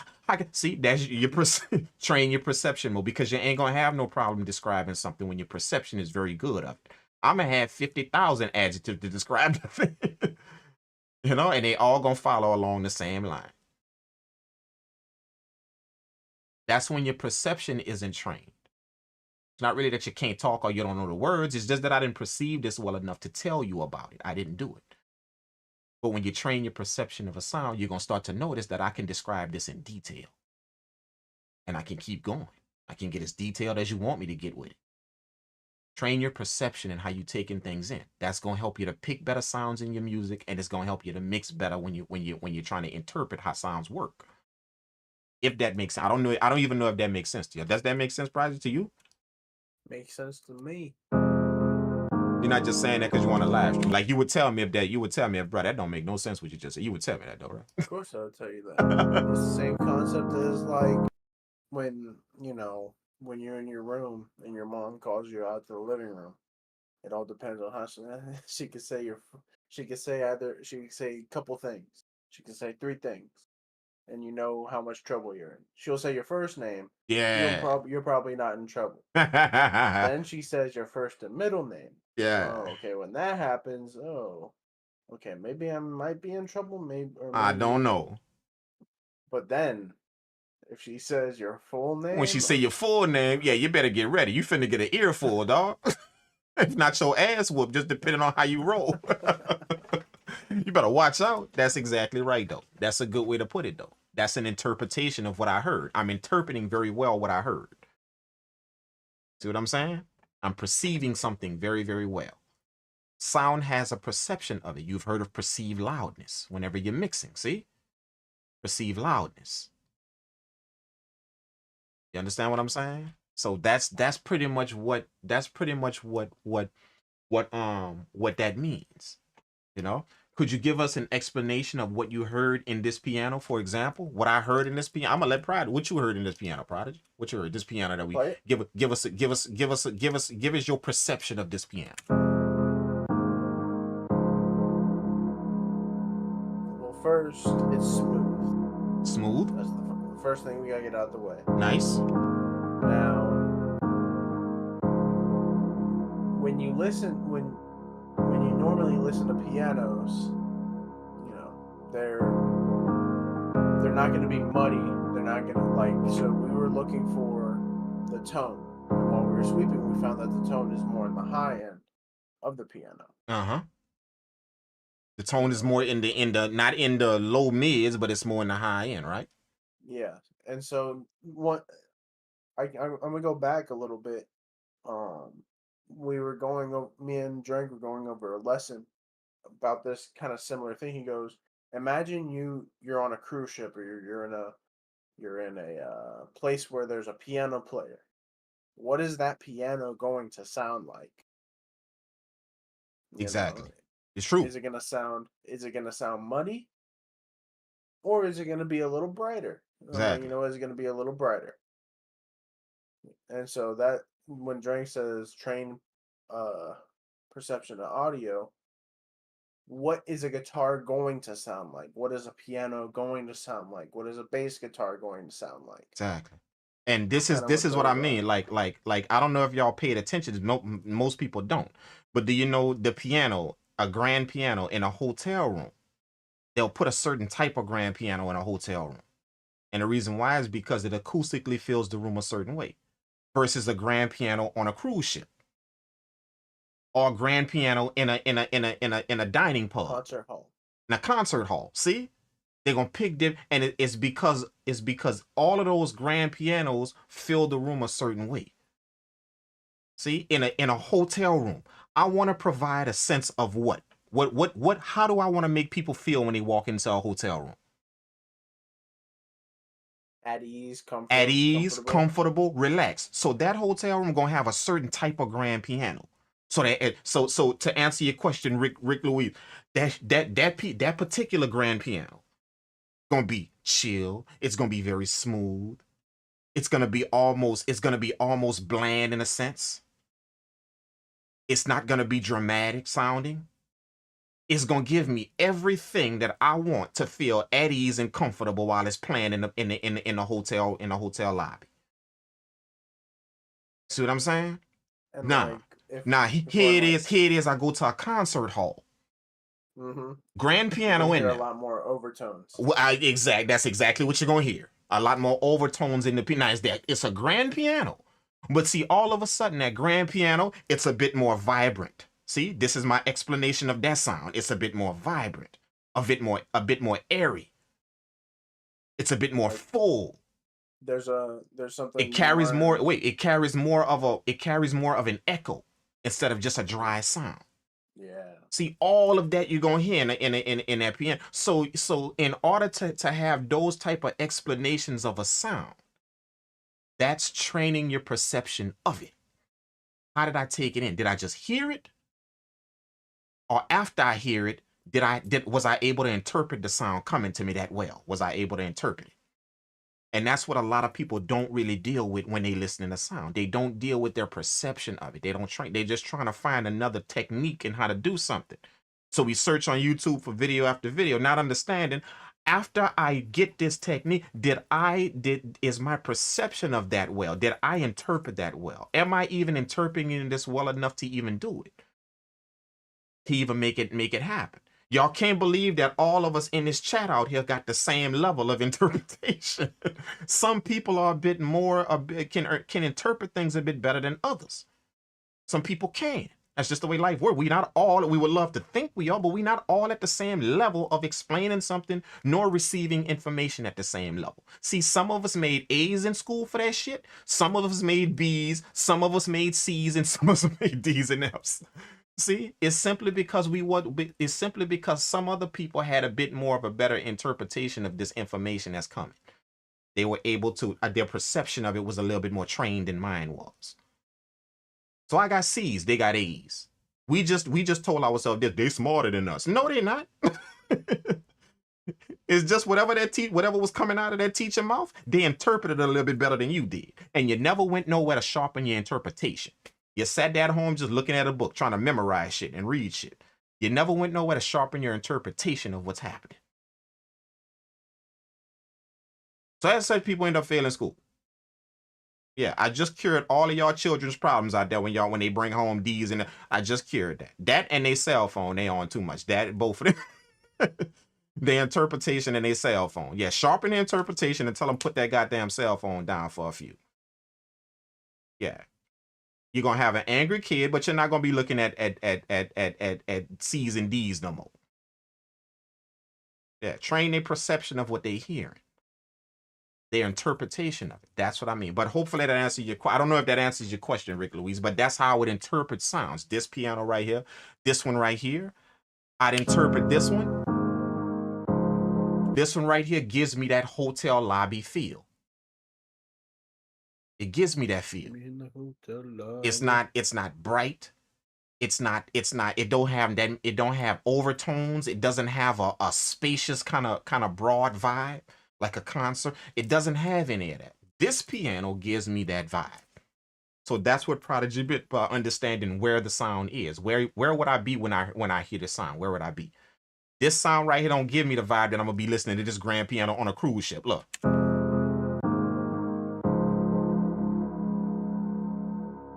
Nor does that give me the vibe that I would be listening to this grand piano in a concert hall.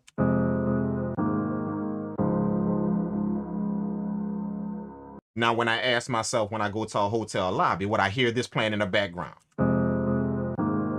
Bam, now I am. There it is. That's you understanding how to train your perception of sound.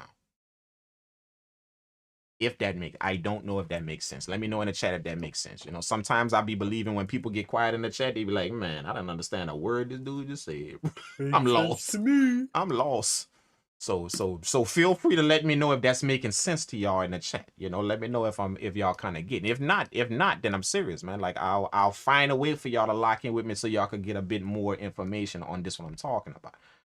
You know, you just gotta reach out and do it and let me know that you want a little bit more of that. You know what I'm saying? But for all of y'all that don't really, and there's more to it than this. Like what I'm saying is just the concept of it. There's more to it than that. Understanding a bit more. It's just that I can't go over all of that on the live stream. You know what I'm saying?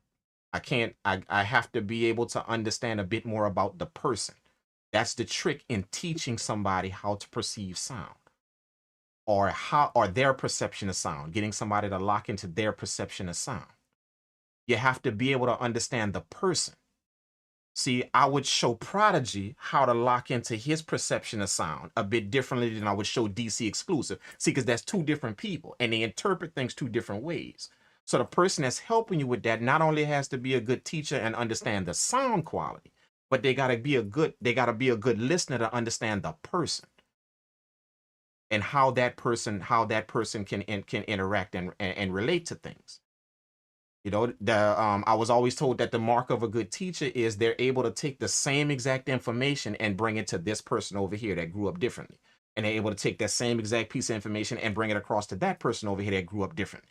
The rich person, the poor person, the middle class person, whoever, whatever those different mindsets are, they can take the same piece of information and make it fit that person and make it fit this person. Not everybody in a class, no matter what level you're on, caught it. Everybody got it. That's the mark of a good teacher. A good teacher isn't somebody who just knows something. A good teacher is someone who can relate it to people.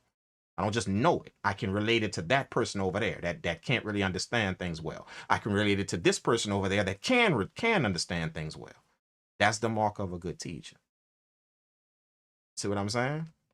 So that's what I mean by locking with people who can help you out with your perception of sound. And it's not that hard, bro. It's just that you gotta want to do it. It's not that hard, right? Like it's really not that hard. It's just that you're gonna spend your time more not learning the technique of how to make a piano pattern, not learning the technique of how to do this, you're gonna spend more time understanding, did it even register to me to begin with? Did it even do that? See, because if it can register to me well, and I can perceive it well, and I can interpret it well, then I ain't gonna have no problem coming up with these melodies. See, I'm not gonna have no problem with that. My melody is gonna get better because I'm perceiving the sound better. I'm interpreting the sound very, very good. Going back to the sign language example, if somebody was interpreting sign language, my understanding of the sign language is gonna get better the more I understand the interpretation of it. Whatever that person is saying, whatever that person that's deaf, that can't really speak too well, whatever they saying that I can't understand, those noises that they make out of their mouth, my perception is going to increase as long as I start understanding what that teacher is telling me, what that sign language person is telling me, that interpreter is telling me. The outcome of what I'm doing is going to get better and better. So I don't have to train on understanding the deaf person that's talking. That's not what I have to. I have to train on the perception of the deaf person to understand them. Then my outcome gonna get better and better and better and better. See, that's me telling myself I don't need to keep watching YouTube videos and get everybody techniques on doing something. That's me trying to understand the deaf person and what they saying. What's them noises they make out of their mouth. Trying to do that. Yeah, I'm gonna have a hard time trying to understand what this one doing and operate and understand and relate it to my meal. But if my perception of this audio gets better and better and better, then see, when I go watch that person on YouTube, I got what he did, just like that. I got it. I understand it. And if my perception is better when I watch this person do this trick over here, damn, I got that. I picked that up. Something that a lot of people gonna be like, man, I didn't even get that. You gonna get it. You gonna understand it right out of the gate. You gonna understand it. That's your perception getting better and better. See, because I didn't really worry about what he was doing. I worried about my perception of it, training my perception of it. When somebody shows you something that most people don't understand, you're gonna be the one in the room that's like, "Yep, shit, I got it. I understand perfect. I get it." That's somebody's perception that's trained very, very well. Everybody's sitting there with a question mark, and you're the only one sitting there with, "Yeah, I caught it. I kind of got it. I understand it." And all I had to do is just hear it one time, and I got it. I can do it over again. I can even show somebody else how to do it because I didn't got it so well. That's perception of sound. Just in case y'all don't understand. If that makes any sense, let me know if that makes any sense. Again, I appreciate y'all dropping a message in the chat and let me know if y'all make that sense. Who was that? DC exclusive, getting it slowly. I was practicing perceiving information. Makes perfect sense. Legendary swag, and hopefully, yeah. Glad that makes sense to y'all, man. I was practicing perceiving the information. He was practicing perceiving the information. I hear that. That's how you do it. Now you get that music straight, and you're gonna be on point. There you go. You know what I'm saying? All you gotta do is get that music straight on that point. You're gonna be straight.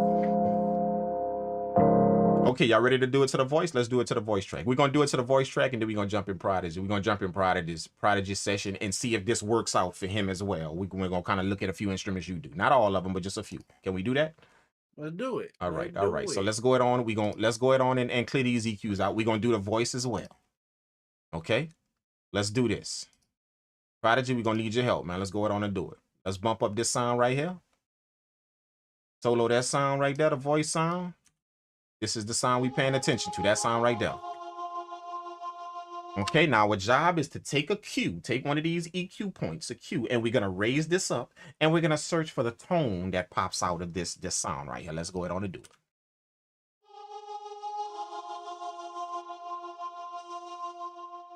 You ready? Slowly, I'm going to do it. Let's go.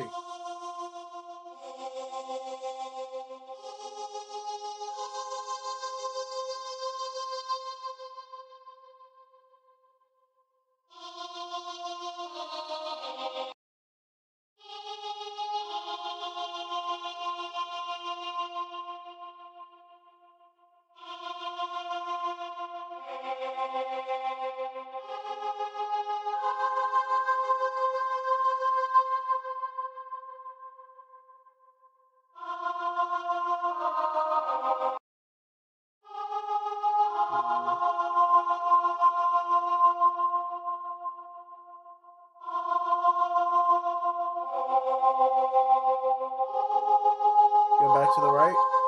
Or let's just start from the beginning. Back here? Yeah. Let's go. I think I know where it's at. I just want to hear it again. Tell me where to stop.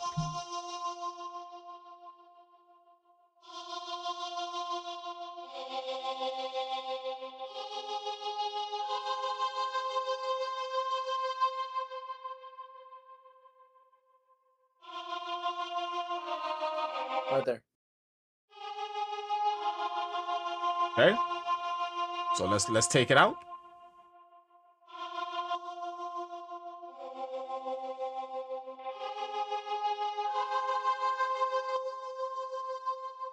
Yeah. Yeah. All right. We got the sound. So let's bring this down. We're gonna bring this down, and then we're gonna engage all the other sounds, and we're gonna bring that frequency up. See if we can get a better perception of this sound. Let's go.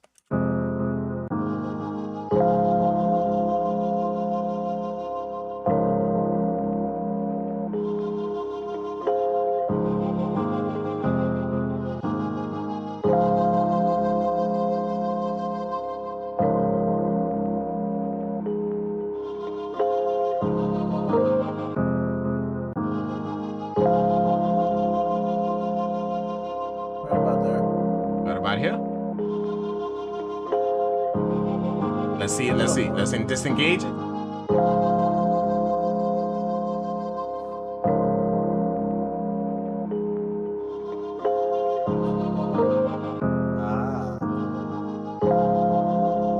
That's off.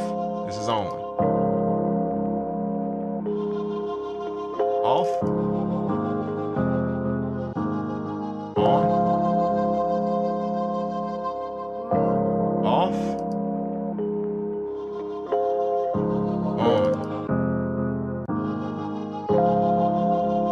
What you think? What you think? Did we nail it? I think we need a little more. Huh? I don't know, unless I'm hearing it wrong, but I think we might need a little more sound. What you mean a little bit more sound? What? Or like boost it up a little more. If we got to do that, then it ain't the right version. So you just told us that we ain't there yet. We not there. We ain't there. That's a lot of. Look at that. Look at that. Like how much you want to introduce into the track before we start hearing wobbles and wisp and all that shit that come with them boosts like that, with them big ass boosts like that. How much you want to introduce into the track? So you just said that that's not it. Let's not make it. Let's not force it to do something it's not doing. That's us forcing it to do something. Yeah, that's not it. Yeah, that's not it. Let's keep going. So let's keep going. We know that ain't it. So let's keep rolling. All right. Let's keep going. As a matter of fact, let's put this back. We're going to use another cue. That way we know. So this is where we at. This is what we chose. Okay. Let's disengage that one and let's use another cue. Okay. Let's go ahead on and do it. You ready? Yeah. Come on, man. Stop yawning, bro. You're going to make me tired. You're going to make me tired. Let's go. I'm trying not to. Let's go, man. Let's go. You ready? Tell me when. Yeah, I'm ready. Let's go.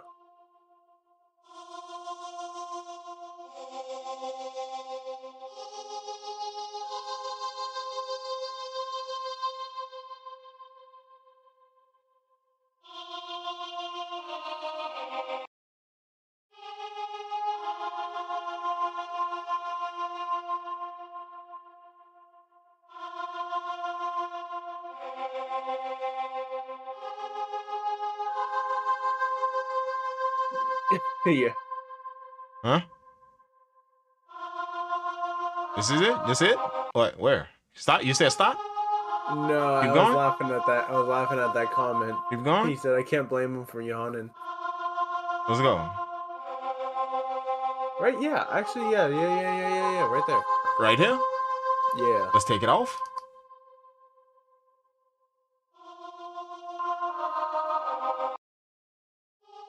Off. On.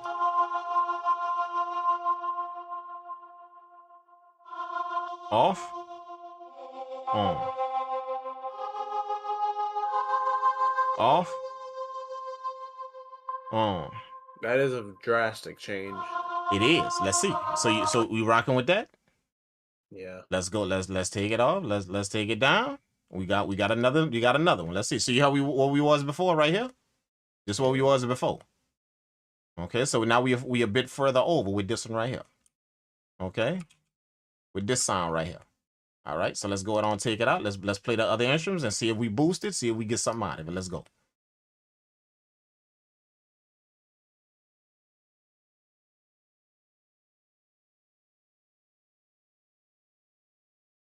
Solo this, bam. And let's take this down like that. Let's go.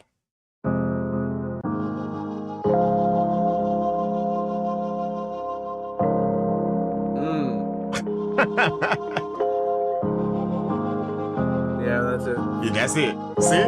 That's it. You instantly heard. See, now we ain't had to boost that too much for you to hear that. Now we all the way over here. We look. This what we was before. Let's disengage this one. We were pretty close though. This what we was before. This what we was before. And you was telling me boost that up a little bit high. Boost that up a little bit high. We need to bring it up a little bit high. Versus we went all the way over here. We went all the way over here, and all we had to do was just give it a little boost. That's it. And boom, the tone popped right out.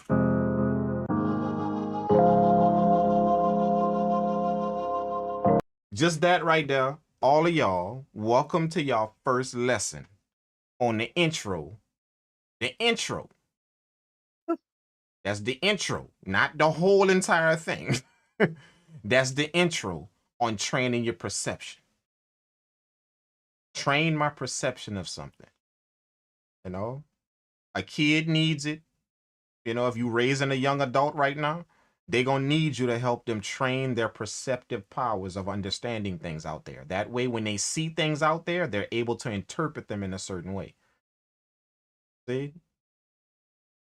They don't have to wait until a robber is right behind them, ready to do something to them. They don't have to wait. You know, when they in the store chilling, you know, about to buy something, and some people walk in, They don't have to wait until a robber got a gun on before they get the hell out of this. No, they instantly start understanding. Wait a minute, hold up, whoa, man, it's July. Them trench coats look mighty odd. You know what I'm saying? And I see this dude with his hand just tucked by his waist all the time, like, and this dude got shifty eyes. He keep looking around. I done seen him look at the camera 3 times already. See? That's you. That's them understanding the perception of what's about that. Their perception of what's about to go down. Their perception is very well trained to be able to cipher everything out and what's going down. That's no different in music, my man. No different with these sounds you hearing in music. A lot of people, that's what happens. That their perception is not trained well. So as such, you watching everybody do stuff with sound that you can't seem to achieve. You know, and some people do this and don't know that's what it is because nobody ever explained it to them. The person out there that's making crazy music and just going off and going ham that you watch all the time, and you ask him, hey man, how you do that? Like, how, and he can't really explain it to you. Like, yeah, man, I just I put the piano, put the MIDI on the track, and I just mess around with the presets and see what sound good. And then I check out, I change the key of it and see if that sound good. See, he not really able to explain to you that his perception of sound is trained because he ain't heard that himself. He ain't never heard nobody explain that to him.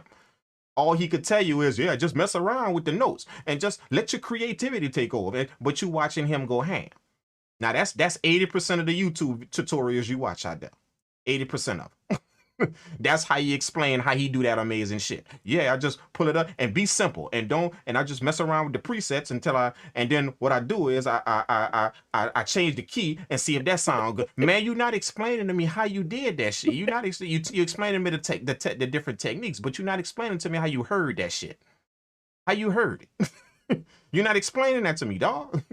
How did you hear that shit?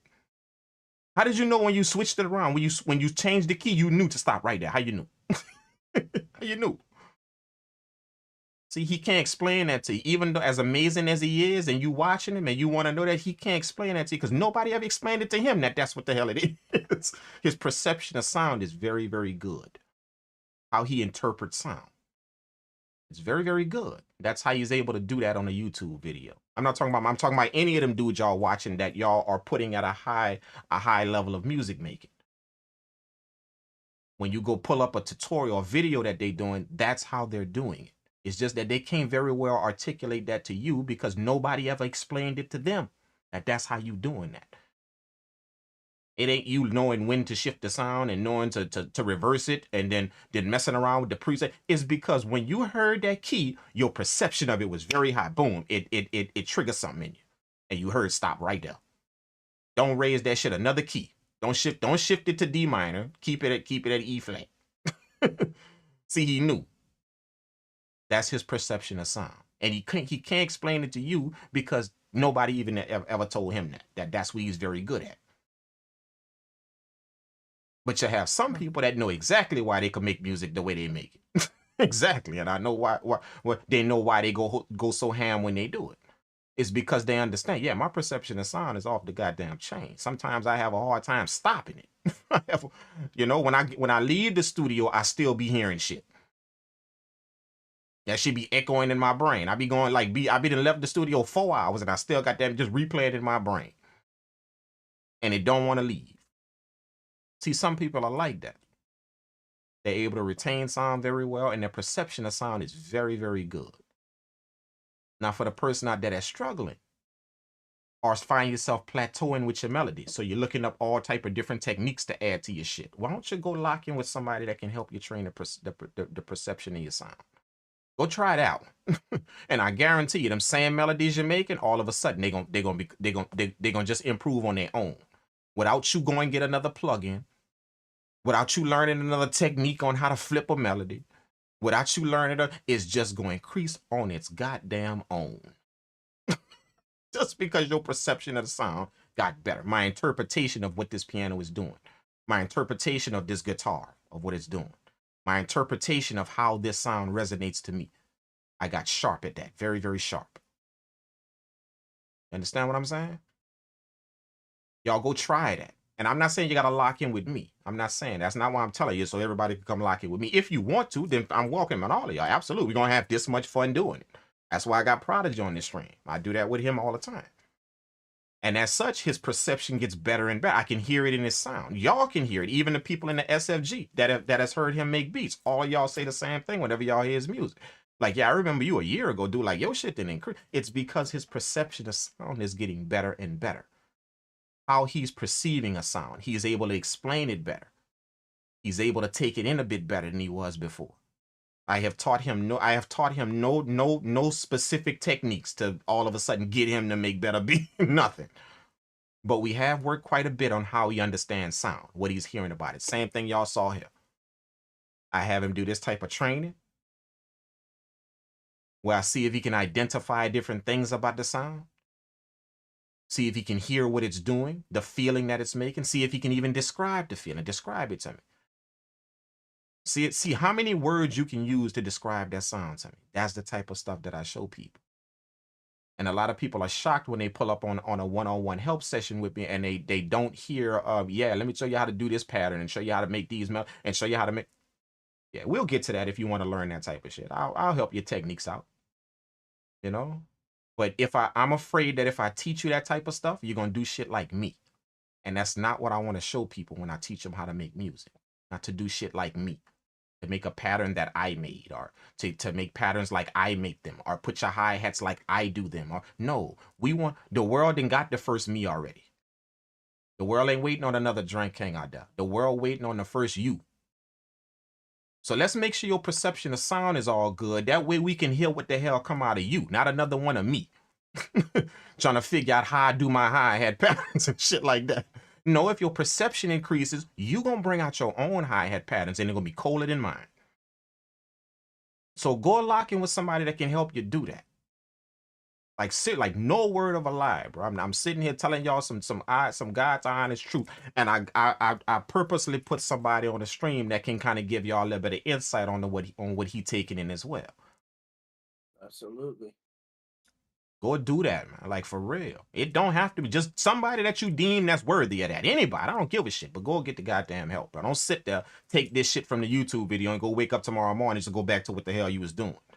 Now that you done learned something new about the perception of sound and how it can be off a little bit. Our perception of a conversation can be off. So why the hell our perception of a sound can't be off as well? See? That's possible. Our perception of a sound got to be we miscalculate conversations all the time. We misheard something. We misunderstood it. We didn't really get the full picture of what was said. So we made a wrong choice or a bad choice or a bad move. What, you think that can't happen with your ears as with your sound as well? Or it just happened with conversations out there, with words out there. Now I misinterpreted something. No, that happens with your sound also, dude. It does. And a lot of people not addressing that. They're not. They just addressing the next plugin and I can fix my shit with. You know, another plugin to fix what I gotta do. Another plugin to get what I gotta get. Or another. Let me show you. Let me copy this dude technique. Let me freeze the screen on YouTube and screenshot it and copy this dude's settings. Y'all all know that one. You know, that shit. That's what people out there doing, not understanding, bro. I just need to get a little bit more perception of the sound that I'm hearing, man. I need to lock in and see if I could train that a little bit better. And my music gonna get a little bit better. And it ain't gonna be some shit I copy from somebody else. It's gonna be all that shit I do. But the reason why I could do it real well is because I understand it a bit more. I'm able to perceive it a bit better. Because I trained my perception of what I'm hearing. That's it, bro. Okay, let's go, Prodigy. Hopefully y'all kind of got something from that. If y'all didn't, my bad that I was saying some stupid shit. If y'all didn't get it. That's my bad. I was talking stupid shit. Okay, let's go, Prodigy. Let's check you out, man. Let's see what you see your project, man. Let's go. We're gonna do a couple instruments? Yeah, man, just a couple of instruments. Same shit. Let's see if you can get it. Let's see if you can get it, man.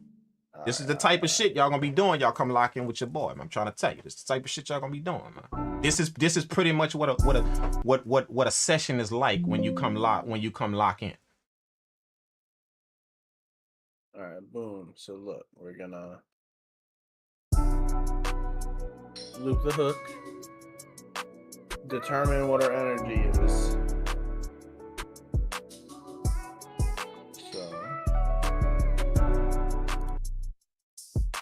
Okay, the first thing we're gonna do is I notice your level is a bit low on your master. Okay, so let's boost that up to where we can actually hear what the hell we doing. Let's do that just real quick. And all this we about to do, we need to hear what we doing. So let's not assume that we can hear shit at mouse fart level. You know, we can't really hear shit at mouse fart level. So let's make sure we can get a little taste. We not gonna stay with these levels. We just need to hear what we doing. Let's go. Is that better? Yeah, that's better. Yeah, let's go. Can y'all hear that in the chat? Let me know in the chat if y'all can hear that a little bit better than what it was before. If y'all can hear that. World one to say one hell of a speech. He said hell of a speech. My bad, dog. I didn't mean to get on some Remember the Titans type shit on y'all, bro. I didn't know to do that, man. You know, I didn't mean to do that. You know, some Denzel type shit. No, they liked it. They liked it. My bad, bro. Let's go. So the first thing we gotta do is solo the drums. These sound like normal drums to me. So I've heard these kind of drums before, right? You know, so let's listen to the instruments.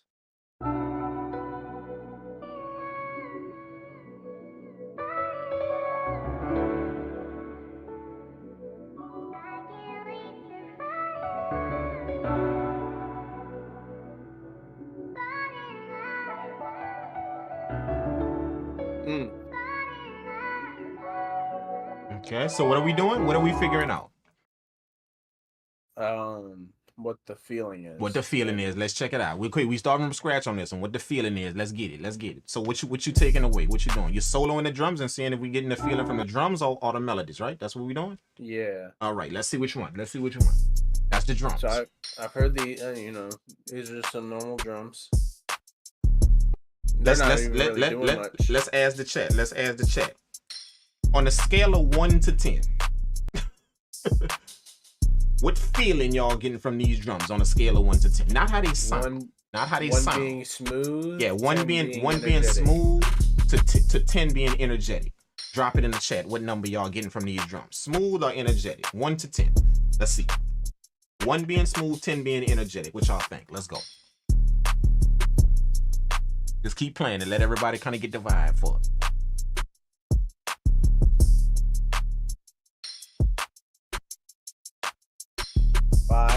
5. I see a 5. Okay. 5. 3. Rich Louis said 3. Okay. 4. Okay. Nice. So that mean what we all can agree on, even though we got different numbers, what we all can agree on is less than 5. Like it's not even over half. It's less than 5. We all can agree on that. It's pretty smooth. So we're gonna go with the smooth end of the scale. Okay. We can all agree on that. The smooth end of the scale. With the highest number we got is 5. Everybody stayed under 5. So let's go with the smooth. So these drums kind of smooth. Let's go. Let's get it.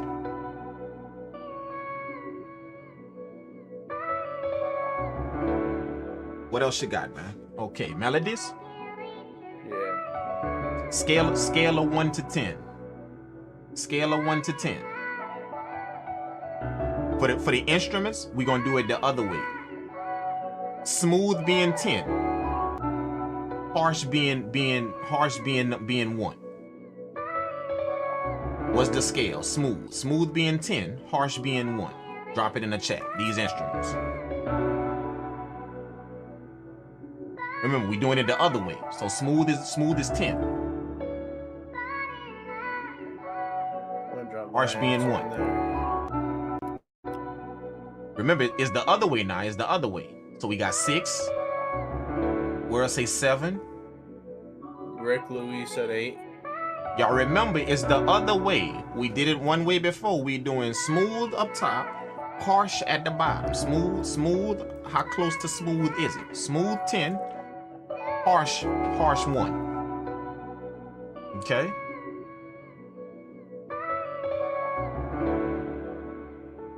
So DC, you say 3.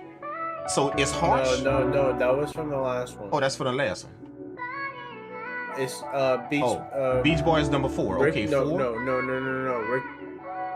I Yes. think Beach Boys the Bonesboro first. Beach Boys. Okay, the start. so 4. That's still a bit harsh. Rick Louis say 8, so he up there with Smooth. Big Pride, you stay 6, so that's up there with Smooth. World Wonder, you stay 7, that's up there with Smooth. Legendary Swagger says 6, he up there. So we can all agree that this goes beyond 5. DC say 7, so this goes beyond 5 towards smoothness. That's what we get. Yeah. Okay, so when we mix this track, what vibe we bring into this track when we mix it? Do we want drums busting out the speakers? Just because this drum got 808s and hi-hats, we want the 808 banging out our ass? Absolutely. Do we want all of that going on in the track? No, sir. See? Now you'd be surprised at how many people just simply cause I don't give a damn what the audio doing. Simply because it's an 808 and some hi-hats, this shit got the knock. That's what people doing out there. Simply because it's an 808 with hi-hats. Yeah, 808 bang, gotta bang. Boom, gotta boom. It's because it's an 808. 808 gotta boom, gotta boom. Because we all get hypnotized by this 808 gotta knock, 808 gotta knock, 808 gotta knock, 808 gotta knock. We all get hypnotized by that, and we start to forget what audio doing. We start to forget what the audio telling us. Okay? Now, real quick, I'm gonna let y'all know what that does to music, not to just us. When we start doing that to music, let me let y'all know what it does. And this is not my opinion. We speak in facts now. It's not my opinion. History. We know in life, you have heard the phrase that history does what? What does it do, Prodigy? Repeats itself. It repeats itself. That's what history does. All of y'all have seen it in different things. History, it repeats itself. We do know that. It is a cycle in life that happens. The universe is just designed that way, where history repeats itself. I want all of y'all to tell me, when the hell will that golden era of music repeat itself? Have you heard it yet? When? When? Y'all know the era I'm talking about. You know it. When is it going to repeat itself? You know why history hasn't repeated itself in that particular area yet? It's because everybody out here is telling the audio what they want it to do. And they're not allowing the audio to tell them anymore. We're being programmed as to how this audio should work. And we're not just listening to it and let the audio do what it's supposed to do. We're not allowing that anymore. So we've been programmed for an 808 to knock. That's how you've been programmed. A 808 knock. It got a knock. It got a nut. The 808 got a bump. It got a boom. It got a. That's how you've been programmed. No, you're killing the woofers. That's what you're doing. Real talk. You're killing the woofers. Sorry, get that shit out of my studio. You're killing and you're starting my woofers. Get that out. Get that out of here. See, that's what we train to believe. Because we heard an 808 and hi-hats. See, so now we got away from letting the audio tell us what to do. And now we telling the audio what to do. So that era ain't repeated itself yet. And quite frankly, I'm telling y'all, and y'all can validate this if y'all want. Quite frankly, I don't see it repeating itself no time soon. I don't see that golden era of music repeating itself no time soon. We all know that. We have not heard it yet. It's been years since we've heard it. Years, decades since we heard it. What's a decade? 10 years? Yeah. Yeah, decades since we heard it. And we haven't heard it yet. Decades. History has not repeated itself in that particular area of life. It hasn't done it yet. That particular area of life, music, it's repeated itself in all other facets of life. It has repeated itself. But in music, it hasn't repeated itself yet. Not once. Now, the funny thing is, I want y'all to take in the era we in. We got more at our disposal than way back there in the day. Way more. We have more techniques, more technology to get things done. People's mental capacities have become a bit more broader because of the things we have. We have way more at our disposal, and we still cannot recreate that golden era of music. That piece of history cannot repeat itself. Not yet. Now you see, factual information y'all hearing, not my opinion. Not my opinion. You even got the new age baby right now that was just born in the 90s. He listening to Tupac and Dear Mommy. He know the words to that. See? He know the words to that because he didn't heard it so much on TikTok. That new age thing we in right now. See, even the 90s, but then he's still longing for that golden era of hip hop. Of rap. All of that. See, that's what happened when we start telling the audio what to do and we don't listen to what the audio telling us. That's what happens. A 808, so this shit got a bang. See, I told the 808 what to do. The 808 didn't tell me, nah, man, I just want to be chilling this track. I didn't listen to what he was trying to tell me. I just said it got a bang because I'm in FL Studio and that's all I know. 808's got a bang. That's what I know. Yeah. From Southside to everybody. Metro Burnett, the 808's got a bang. See, that's all I know.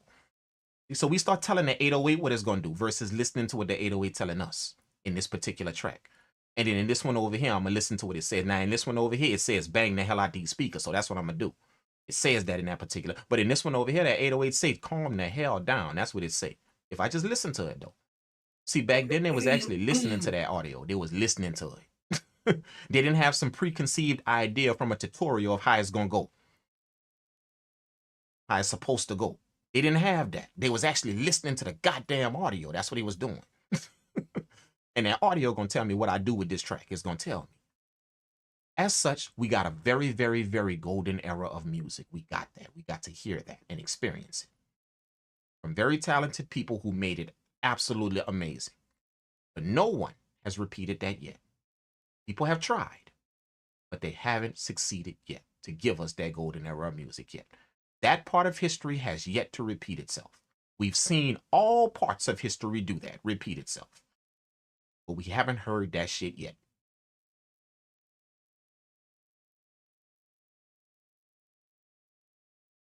Look, World wanted to say, funny how I grew up on Metro and Southside, but I was intrigued to that one soft 808 from Keith. See, he was intrigued to that one soft 808, the one soft one. Yeah, that's an 808. Yeah, and that shit right, you know. Did y'all even know that the name of that sound is not even an 808? Did y'all know the name of that distorted bass line is not even called an 808? Did y'all know that? How many of y'all knew that? That's not even called an 808. We just affectionately gave it that term. An 808 is a whole bunch of drums. It's a whole slew of drums. If you think I'm bullshitting, go get the Roland TR 808 drum machine. Go get it. See? They didn't just have one sound in there calling that an 808. That was a bunch of sounds. You got your 808 sounds. You got your 909 sounds. You got, see?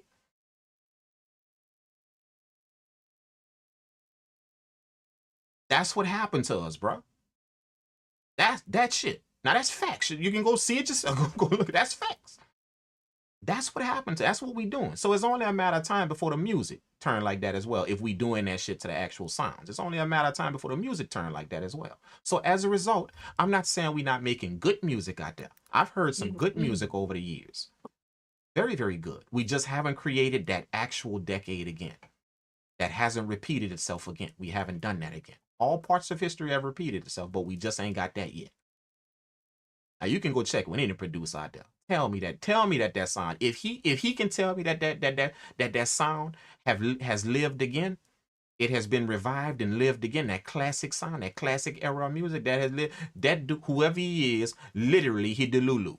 Yeah, start calling him Delulu. That's his name. That's his nickname from now on. Delulu.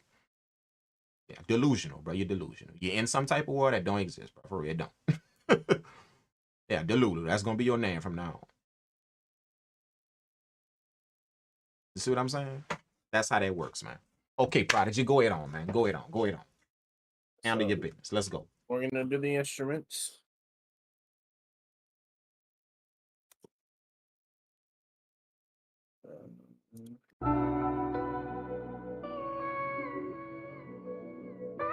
We're gonna go we're gonna figure out what's doing what, or what's bringing the smooth vibe. Thank you for the super chat, Prodigy. I didn't even see that, man. Thank you for that, man. You're welcome. The $4.99, man. Appreciate that, bro. The super chat, man. You see how my boy dropped $4.99 in there, man. Appreciate that, man. That's that shit, bro. Go ahead on, handle your business, bro. You gonna get your $4.99's work right now. So I'm gonna mute the vocal. Mm-hmm. We're gonna see if muting the vocal adds to the smoothness or takes away. Okay. So basically what you're doing is the same thing. You're gonna start seeing what sounds take away. We already decided in the chat that this track's smooth as hell. So let's go with the smooth vibe. So we about to start deleting sounds out of here, muting sounds, and we're gonna see. We're gonna ask ourselves as the sounds leave, did it get smoother or did it get harsher? We're trying to find out all of the sounds in there is making it smooth. So let's start taking mine. Ask ourselves, did it get smoother or harsher? Let's go. What you taking out first? Vocal. Vocal. Let's take the vocal out. Let's see. I got more smooth. Let's see. Take it out. Absolutely. Absolutely. More smooth. Definitely. All right. Guitar. Guitar. This is the guitar. Okay.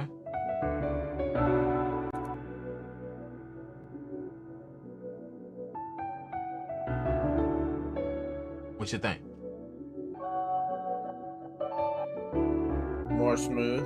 More smooth, absolutely. Let's go. Let's go.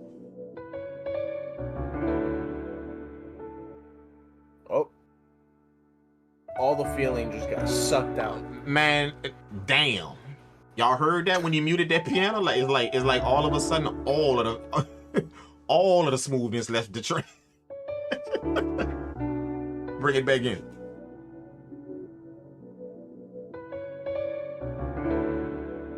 Yeah. Take it out again. Yeah. Definitely that's smooth. That texture sound underneath there? Definitely.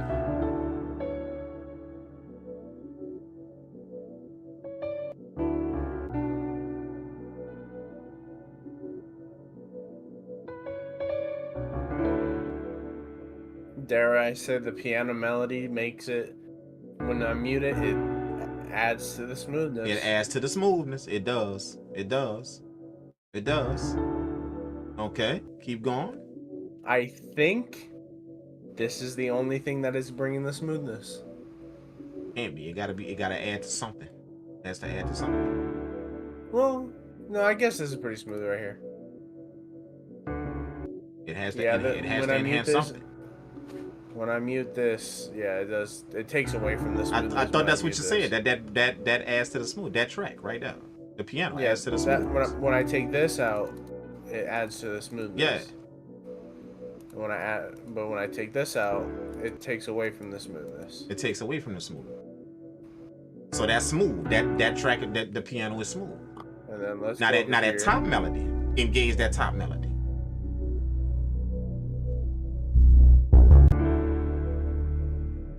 Is there a top melody? I thought I heard a top melody.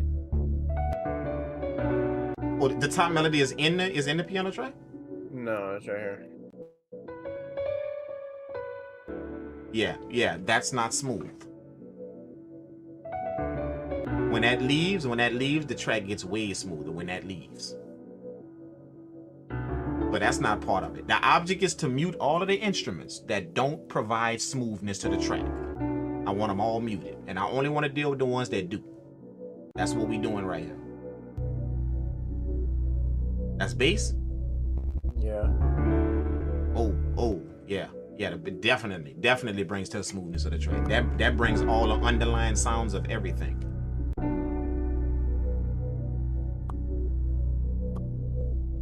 So bass, piano, chords, bass, piano, sample. and what? What we got? Bass, piano chords, and piano sample. There's our smoothness. So the audio just told us where to start. We didn't just determine that. Because somebody on the video told us, yes, I start with my drums, so that's what we do now.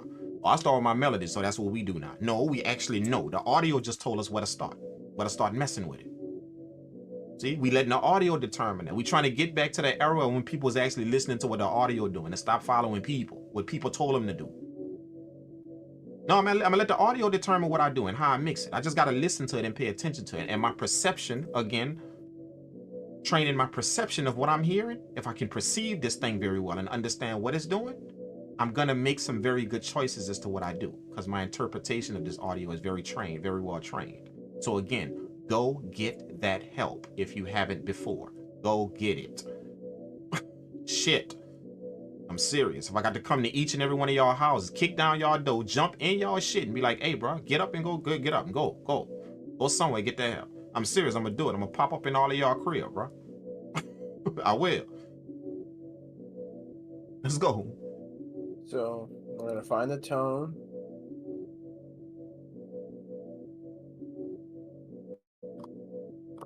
Shout out Infinity EQ. Pretty good EQ.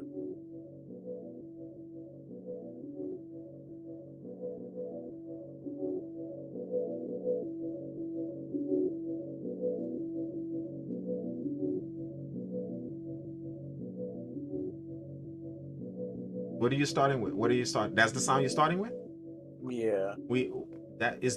Like what sound is that doing in the mix? Is that like a main sound or what is that? It's a texture. Okay, so why are we starting off with textures back up other sounds? That's what textures are for. So in order to mix this sound, we got to be hearing something else, right? But to back it up, we can't mix this sound by itself. Texture sounds back up something. So we can't just pick that out and be like, yeah, we're gonna mix that real quick. We're gonna find out what's up with that sound. Because it gotta be the texture sounds back up stuff. We're gonna start with this. So let's start out with something a bit more, yeah, that way we can kind of understand what that texture sound doing when we bring it in.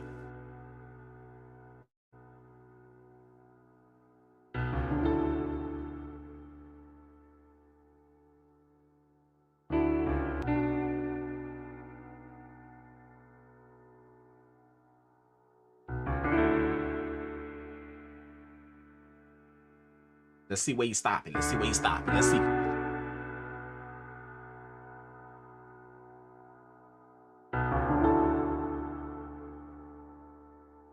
Where would I hear this?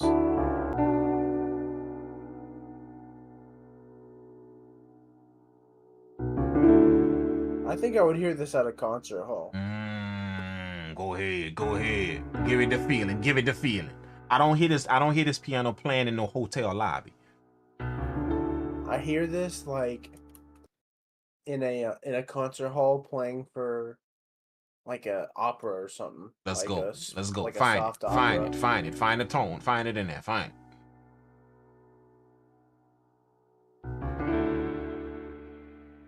Look at that.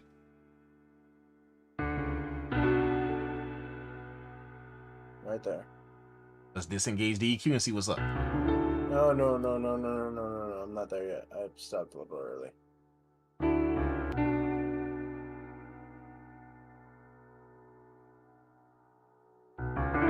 Got a little excited.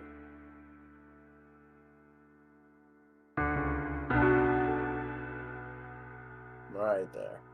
Let's see. Disengage it. See if we there. Oh.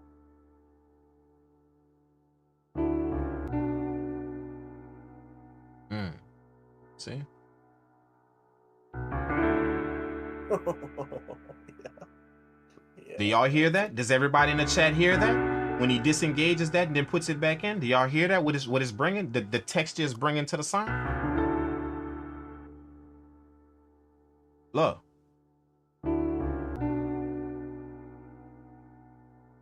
Y'all hear that?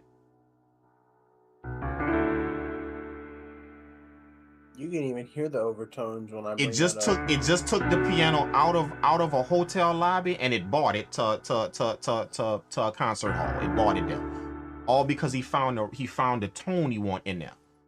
He actually found the tone he wants. So keep going. Let's go. So what you gonna do with it now?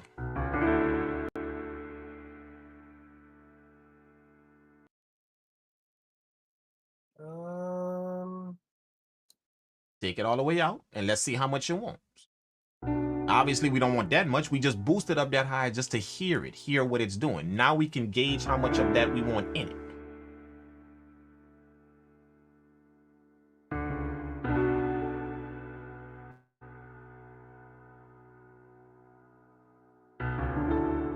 Just pick how much of the tone you want. How much of that tone resonates with you. For some of y'all, it might be a lot of the tone. For some of y'all, it might be a little bit of the tone. The point is, see how we interpreted the sound very well? We interpreted it. Our perception of it is very, very well. We can describe it. We even know where we would be if we was listening to it. See what I'm saying? This is training yourself to perceive sound well. Or not training yourself, but getting the training to perceive sound well. I don't know people that do this on their own. I ain't ran into one yet that can get this shit done on their own. That can actually perceive sound well. Start training themselves how to perceive sound. Never ran into one. A student never grades his own paper. That's not how that works. Should I gain match this? Huh? Should I gain match this or no? You don't need to right now. We just kind of figuring out what we want to do with where we want to bring everything. We're not mixing it right now. We just getting the tones from everything. Oh, okay. Cool. So now, this for all of y'all that's looking at this. This isn't mixing. This is not mixing. Fixing. This is fixing. This is preparing to mix. This is no different than getting everything on the counter, ready for cooking. I'm about to cook, and I take my vegetables, and I got my onion diced over here, my garlic over here, my bell pepper over here diced over here, my this over here, my thyme over here, my all them different things. I got it all ready to go. That's what we doing to the audio. We prepping it to be mixed, and the better we can prepare it, that's the better when it go in a pot. Now you mix it. See, the definition of mixing is to put everything in something. Not just take off the music definition of mixing. Take that off. The music definition. No, just the definition of mix, period. In anything. See, the definition of that is to combine. See, so in order for us to get a good mix, these sounds gotta be combined in a way to where it actually makes sense. Now, the only way, if we looking at, can stop the music real quick, Prodigy.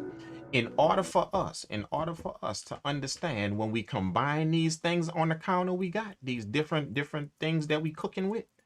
In order for us to combine them in a certain manner, first of all, we got to figure out how much of them is on the table.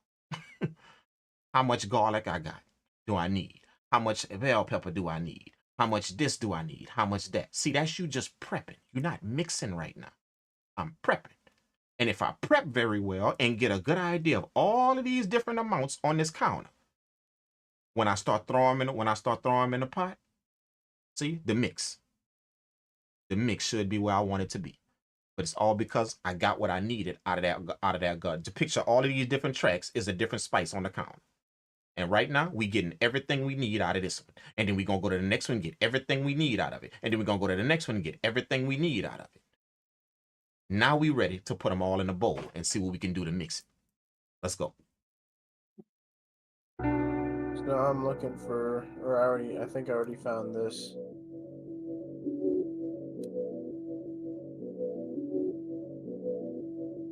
Yeah. That's not going to be too hard simply because it's texture. It ain't going to be too hard. Don't overthink a texture sound. Just get it to fit. Don't overthink a texture sound.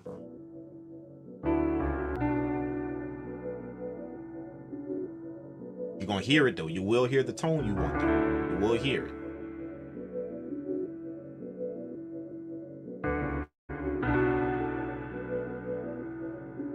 It's a lot you're bringing in. That's how you know when I did. Don't force it to do something it's not doing. When you bring a lot of that sound in it like that, that means I'm trying to force this sound. I'm trying to force me hearing something in the sound. I'm trying to force it. Don't try and force it.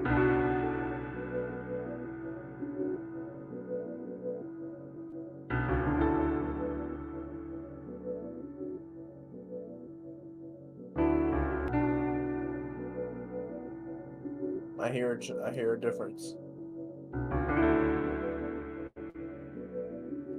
Do me a favor. Slide, just slide that. Keep boost that up a little bit more. Boost it up just a little bit more. Just a little taste.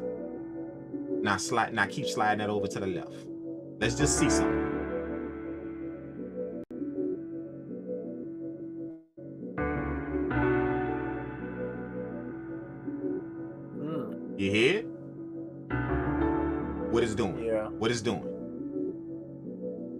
got smoother and it filled out a little bit more of the bottom.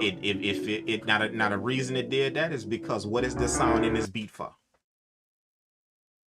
Background texture. That's what I meant. You was over there before to the right trying to force it to do something. So you kept boosting until you heard it. Kept boosting. That's me forcing it. Trying to do something. No, let me slide this thing because I might not be in the right range. Now the second we slid this over, all of a sudden you heard the sound get broader. It's almost like it laid flush up against the piano. Just because you moved it over a little bit more. That's getting the tone. So again, this is the reason why you're doing this, to train your perception of audio. To train it, to start understanding what a sound like this does, what it does. Where does it fit? If I don't train my perception of the audio, then I won't be able to hear that when I slide that over like that. I'll just force it to do that thing that I did, but I'll force it to do that. You know what I'm saying? Now my mix is coming out all kind of sideways because I'm forcing sounds to do. I'm not listening to what the sound wants me to do already. What energy is it giving me already? Sound is all energy, just in case y'all don't know. And it's doing something long before you touch it. You just got to figure out what the hell that is and help it to do it. Don't force it to do some shit it ain't doing. Because it's giving you some type of energy. Sound is vibrations. That's what it is. Vibrations, literally energy. So it's doing something already long before you mess with it. Your job is just to figure out whatever the hell it's doing and help it to do so. Don't fight it and don't force it to do some other shit. Just help it to do so, whatever the hell it is already. But in order for you to figure out what it's doing already, you got to interpret it very well. Thank you, World Wonder, for the $4.99, man. I appreciate that, bro, for the super chat. Thank you so much for that, man. Shout out. I hear it.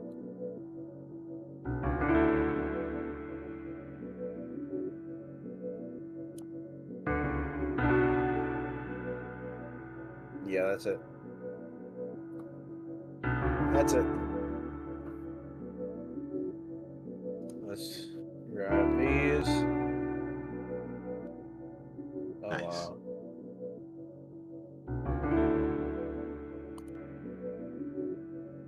Yeah, I'm hearing it. Yeah, that's nice. Yeah, that's nice. That's real nice. That's real nice. Can y'all hear that, chat? When he disengaged that sound and then when he brought it back in, make sure y'all hearing this, man.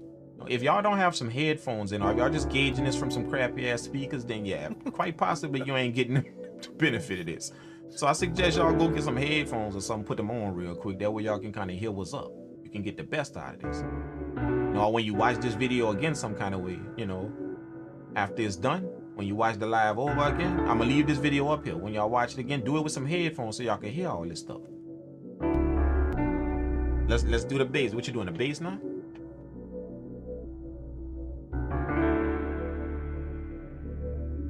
That's the bass. That's the bass we bringing in. So what you gonna do with the bass? How you gonna get that going?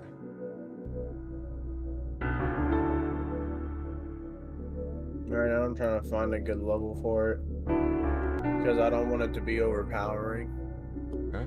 Your bass got a tone in. Find the tone first, and that's gonna tell you. That's gonna tell you how much of it you want. Okay. Don't break the cycle just because you're on a different sound. Keep going. Wait, hold up. Before you do it. Obviously, the bass sound is too much, right? That's too much in the track. Obviously, it's just too much. So we don't want to boost anything. No. Wait. The bass sound is too much in the track. Now, you see what you was about to do? You took that fader down, and all you was going to do is guess where this level go, according to what you hear. Yeah. But let's take the guesswork out. You want to do that? I do want to do that. Let's take the guesswork out. That way we're not delivering people guess mixes back. We're not doing that. We delivering people. They didn't give us guess. They didn't give us guess money. So we're not going to deliver them guess mix. I just guessed that. I just kind of felt that. I just heard it and I put it there. Nah, you didn't give me kind of felt and guess money. That's not what you gave me to mix your shit. So I ain't gonna give you back a guess track. Let's see. Let's make sure. Let's take the guesswork out a little bit. Trust the process and keep doing it. Don't switch up the process because you got to the bass sound now. Trust it and keep doing it. Let's see if we can take the guesswork out. Let's see. Now, all of y'all in the chat, y'all follow this, man. Let's see. He gonna trust the process and see if he can get the same result, even though the sound not even level yet.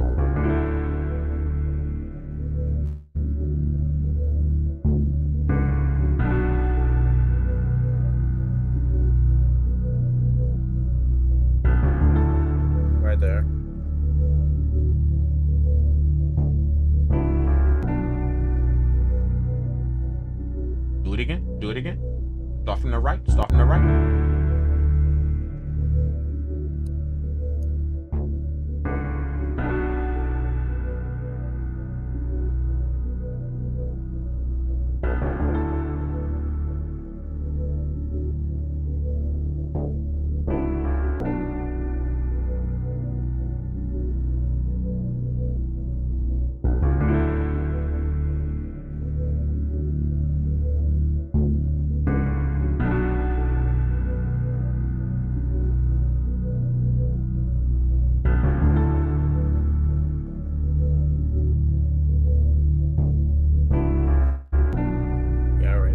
Nice. You like that? I like that. Okay. Okay. Let's take that sound out. Let's take it out. Bring it up. Yeah.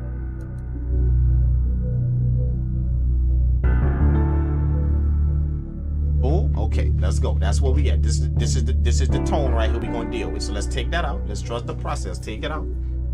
Okay. Now let's go ahead on and see how much we want in it. Let's see.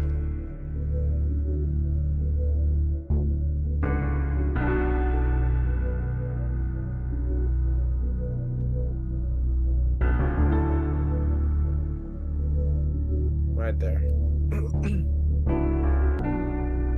That's the sound. Okay, now take that out. Take it out. Let's see. Take it out. Disengage the EQ and let's see.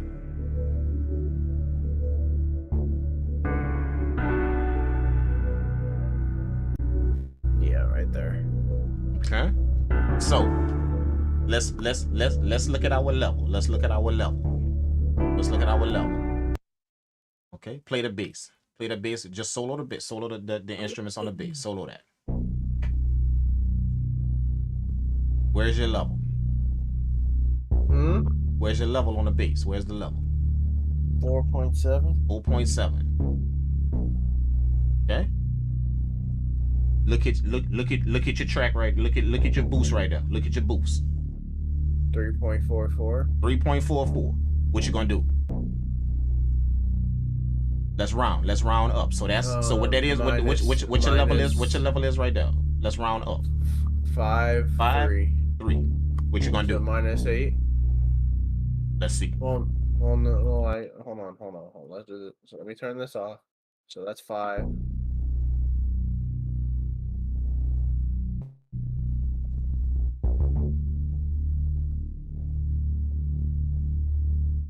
That's -7. What are you calculating? What are you doing? Okay, so that's -7. So we round that up. That's -7, all right? So we go down -3. Okay.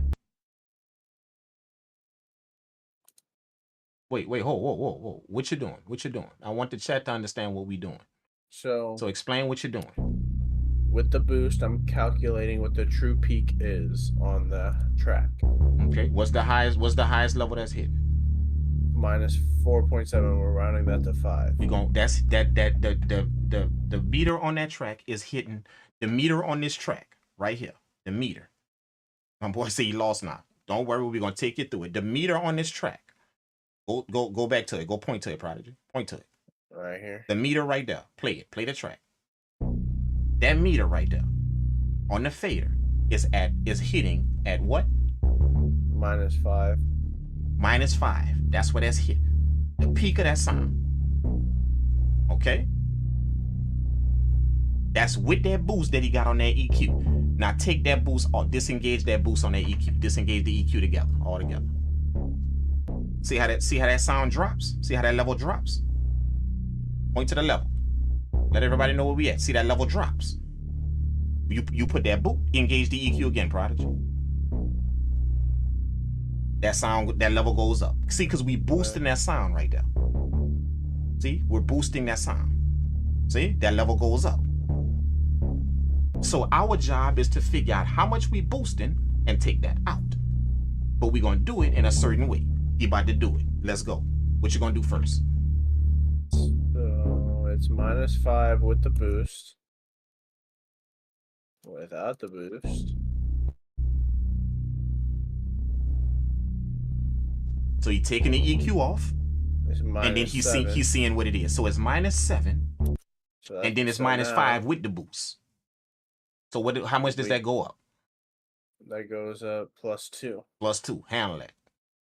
So what do? I'm doing now is I'm going to this output gain. We're gonna go down. We're gonna take it down -2, and theoretically, we should be around the same spot that we were without the boost. Let's see. Bam. -7. We at minus. See what he did? Play the track. Well, that's with the EQ off. EQ on. The EQ on. See what you call this? You call this gain matching. I gain match the sound instead of guessing where I want this sound. I gain matched it. That's if I got too much of a sound that's happening. I got too much of a sound that's happening in a and I don't know whether when I take this fader down, or I could follow the YouTube dude out there that's telling me, yeah, just boost it up till it sound. Yeah, just boost it up. Tell it sound good. Tell it sound good. Tell it sound good. Tell it sound good. I'm here to tell all of y'all right now. I'm here to tell all of y'all, that they got entirely too many numbers on this screen right here. Just look at a DAW. Just look at the not what you believe or feel, Mr. YouTube dude out there. Not what you feel or believe. Just look at the numbers on this thing physically. The physical proof that's in front of your face. They got too many numbers, too many levels, too many graphs, too many lines that's moving everywhere on this thing for us to be dealing with this in a fashion of, yeah, if it sound good, then yeah, just leave it there. Eventually, don't even get me started with the code. Eventually, I gotta pay respect to them goddamn numbers in here. I gotta do that because they got so many of them. Eventually, I have to do that. Yeah, I'm gonna still do it sound good. I'm gonna still do that. I'm going to still do that. But eventually, I'm gonna have to pay respect to all of them numbers. Look on that EQ. Look at all them numbers on that EQ. Look at all them numbers. Look at all them graphs. Look at all them lines. Look at all that shit on that EQ. Look at all the shit in your DAW. Look at all them numbers. All of that. Eventually, I'm gonna have to pay respect to that. I'm gonna have to. See, but the reason why a bunch of people don't pay respect to it is because nobody ever taught them how. That's why they don't pay no respect. They taught them how to listen for shit, but nobody ever taught them how to pay respect to that. Nobody ever taught them dudes how to do that. Nobody. Trust me, nobody did. Or they would be showing you how to pay respect to that. Because they put them there for a reason. It's a bunch of them, if I look at it. The facts of it. Not just my belief of what's going down. The facts of what's physically in my face, if I look at that. When I pull up a plugin or a DAW. Yeah. So I'm gonna still do what sounds good. Let's revert back to my interpretation of a meal. Okay? I'm not telling the producer that says whatever sounds good, do it, that he wrong. No, I'm gonna tell you, you're just slightly misguided. You're just a little bit misplaced. See, because if I'm cooking a meal, see, I gotta follow a few instructions with these egg whites right here. I have to do that. I have to pay respect to a few measurements in their book. And then when I put the sugar in, I have to pay respect to a few measurements. And then when I put this particular ingredient, I gotta pay respect to a few measurements of how that works. I have to do that. And then when I put this particular ingredient, I have to pay attention to pay respects to a few measurements and how that work. I gotta do that. See what I'm saying?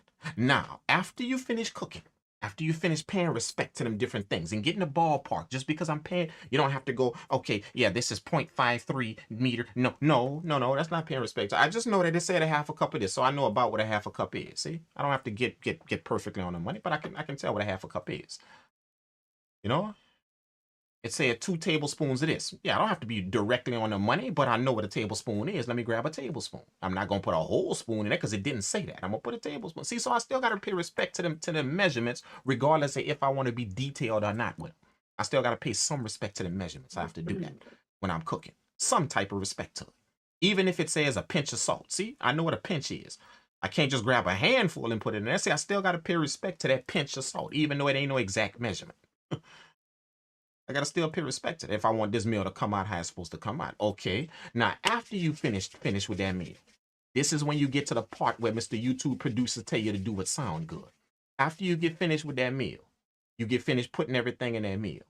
What they got at the bottom of damn near every recipe, the last thing at the bottom, after you follow the instructions of it and all of this stuff, what they got at the bottom of damn near every recipe is something that it leaves to you. What does it say at the bottom of the at the bottom of all them instructions?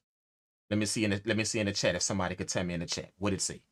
You know it, guys. You know it. The chat knows it. Y'all didn't seen it before. In any cooking book, it tell you something at the bottom. After all them instructions, it leaves it up to you. What does it tell you? What's the last instruction that it give you?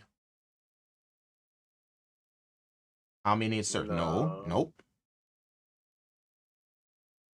Anybody else want to take a shot? Anybody else? What is the last instruction it tell you? What is it? Ingredient? Nope. That's all of the stuff you put in it. I know. Come on, man. Come on. I'm gonna let somebody else take a stab at it. See, Prodigy didn't heard all this shit before. How long to cook it? No. Prodigy, what was the last thing that it tell you? Check it out. Season to taste. Season to taste. As the last ingredient it tell you in pretty much every recipe. Use your judgment. Use your judgment. That's it. That's it. Basically it. See? Season to taste. That's what that means. That's the last instruction. That's when I'm gonna start doing what sound good to me. That's why I'm telling the dude out there that's teaching y'all that he not wrong. He's just slightly misplaced. I gotta pay respect to these numbers before I just go doing what sound good. I gotta do that. At least a little bit of them. I gotta do that. I can't possibly look at something this big on the damn screen with all these numbers on it all in my face and just disregard that and tell myself, shit, yeah, I'm gonna just season the taste from the ground up. Yeah, that's what I'm gonna do. But in damn near every recipe, you're gonna see that last instruction, that last ingredient right there. It tells you to season to taste. That's now you doing what sounds good. But see, you got some people that's doing that straight out the box. And I'm like, well, you're not gonna really pay attention to. So we guessing throughout this whole, we just gonna guesswork this thing throughout the whole thing. When somebody buying your beat, he ain't giving you guess money. That's not what he giving you. That's not what he giving you. I guess I'm gonna pay you. So why are you giving him guesswork back? See, he not paying you what he thought or what he felt. that I ain't paying you. So why are you giving him that type of work back? Why are you doing that? What you thought and what that's not what he giving you. That's not how he paying you when he buy your beat.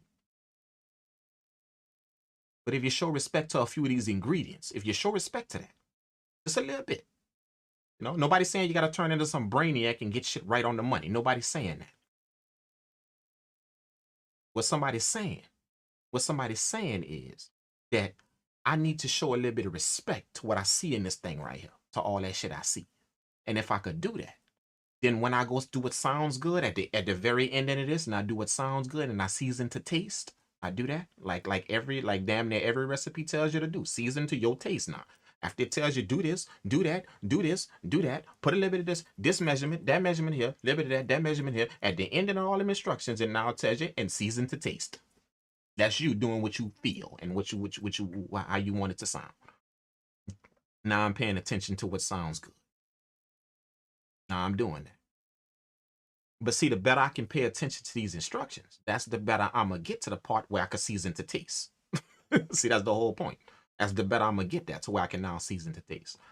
Now, as you get better and better and better and better and better, you following them instructions is going to go like clockwork, literally. Clockwork on every track. It's almost like you're just doing it. You're just doing it. I know how much to do this. I know how much to slice it. See, there's a point in time that when you're cooking, you no longer got to pull out that cookbook because you didn't done the recipe so much. You don't have to pull out that cookbook and do it.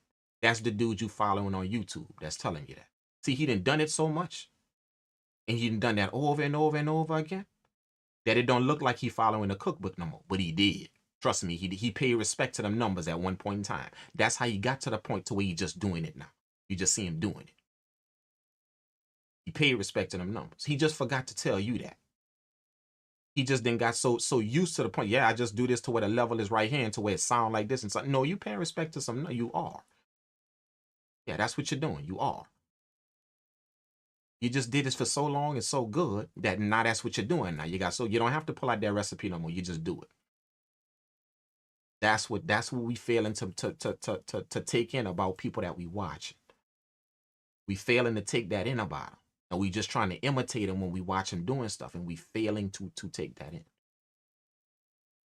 There should be a disclaimer that pops up on a YouTube video before we get started. You know, before you get started, when you taking it in and trying to figure out how to do something, should be a disclaimer that pop up before the video start.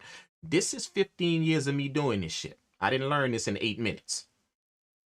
This is the kid DZD the Drink King. Welcome to the video. See, I should start with a disclaimer. This is 15 years of me doing some shit. Just in case for all y'all that think y'all finna get this in 8 minutes. That should be a big ass red disclaimer that pop up. Yeah, y'all think y'all finna just magically somehow get this shit. Man, it took me the better part of 12 years to get this shit I'm about to explain to y'all in 8 minutes. So chances are you ain't gonna get it in 8 minutes neither. You're not. But I can give you an idea of how to do it. If you ever like to take in more about how to do it, glad to get at me. I'll show you a little bit more about what happened. See what I'm saying? So let's go. Let's get it. Let's keep going. Let's go. You said what? Let's go, man. Let's roll. Let's go. We ready. We're doing the zoned out, my bad.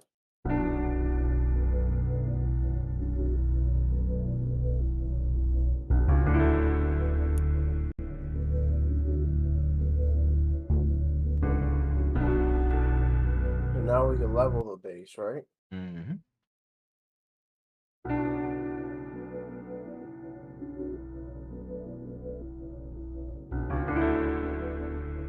Now what he's doing is taking the sound out and bringing it back into the track. The reason why he can do that now is because how he levels it is going to be more accurate.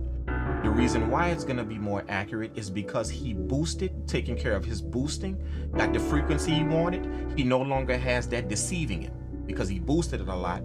He going to level it a little bit quieter because he's hearing more of that boost that he did. He fixed that. Now he can bring the track in and get a better measurement of where he want to put it, where he want to put that, set that bass sound in the track. And he's not deceived by that boost and gain that happened. He's not deceived by that. That's called level matching.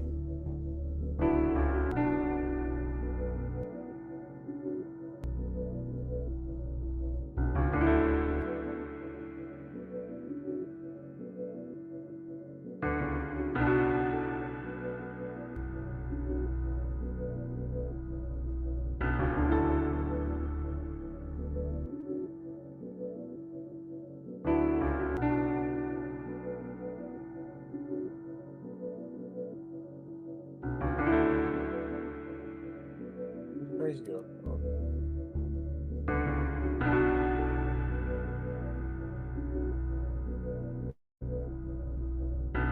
Come on, man. Set that thing somewhere and let's go.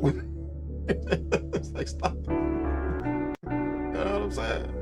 Like, I think we're good right there. That's good. Okay, now let me show y'all what I mean by this. What I mean by not being deceived by the sound. Let me show you that. Go ahead on, pull up your EQ again. Okay. Now you see what we did before, and when he calculated all of that up, how much it was boosted and turned it down, how much it was boosted, calculated all of that up, and he got the level that he wanted. Literally, he got the level he wanted. Now y'all remember that. Okay, let's disengage that EQ and let's see what happens with the sound. Let's see.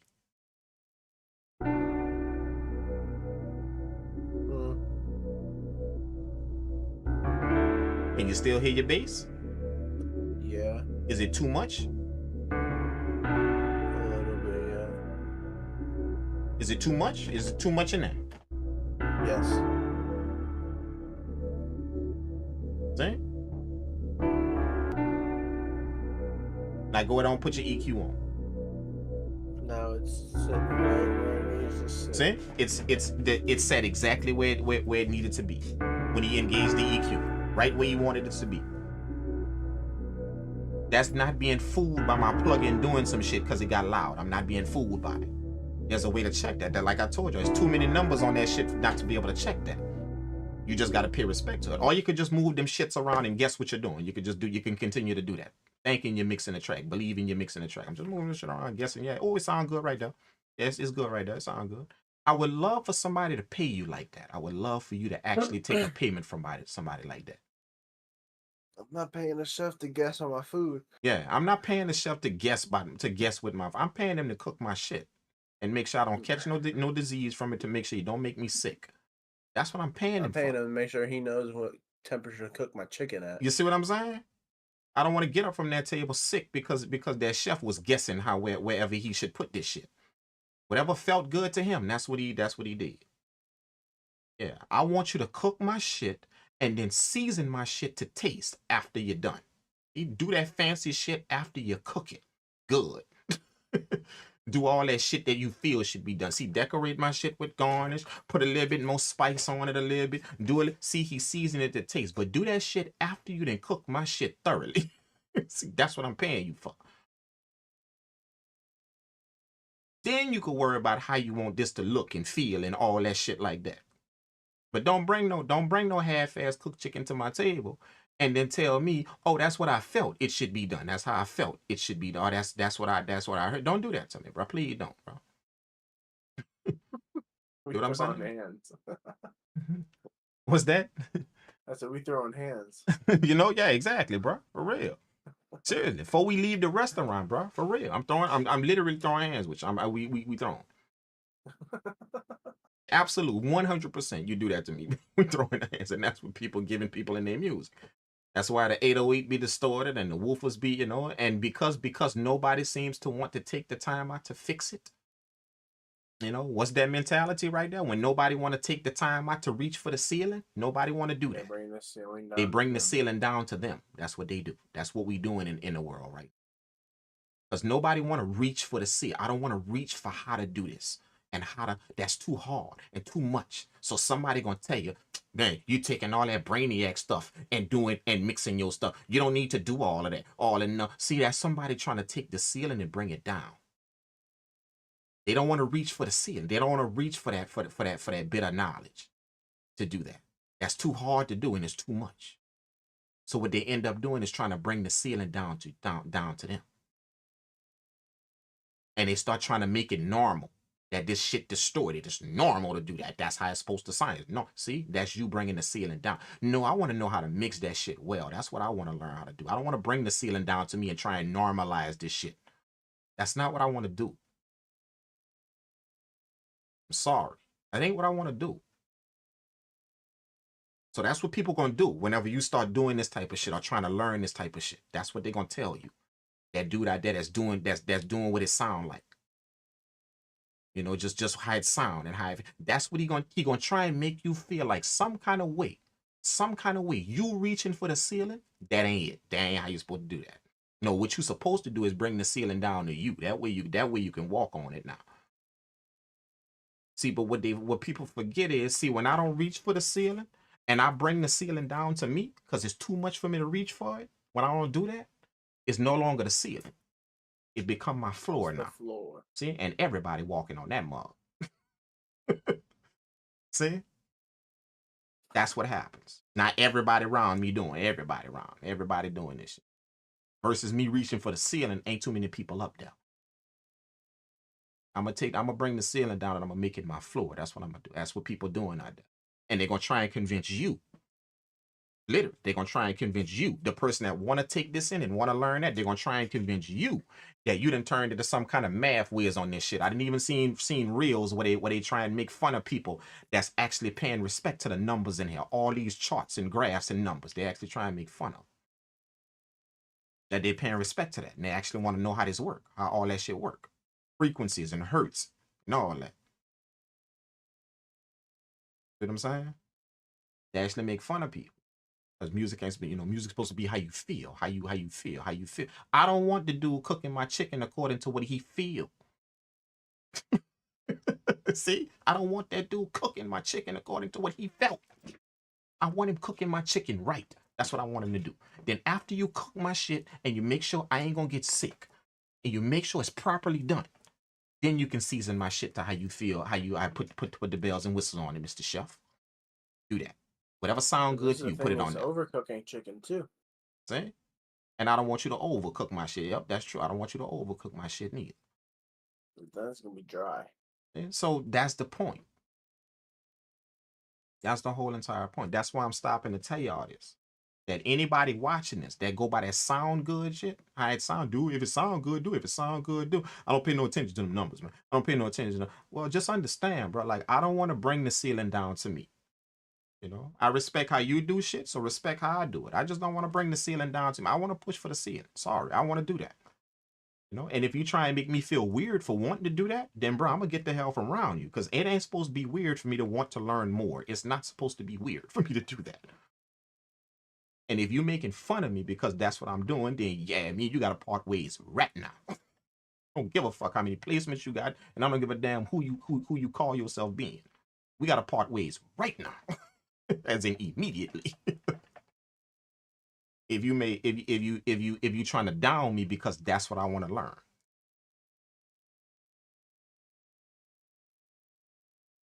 Just because you sliding them faders wherever you feel they should go, but I'm actually learning how to put them where they go. I'm actually learning that. It don't make me feel bad, because I'm respecting the way you could just slide them up and down and you get them where you want them to be. I'm respecting that.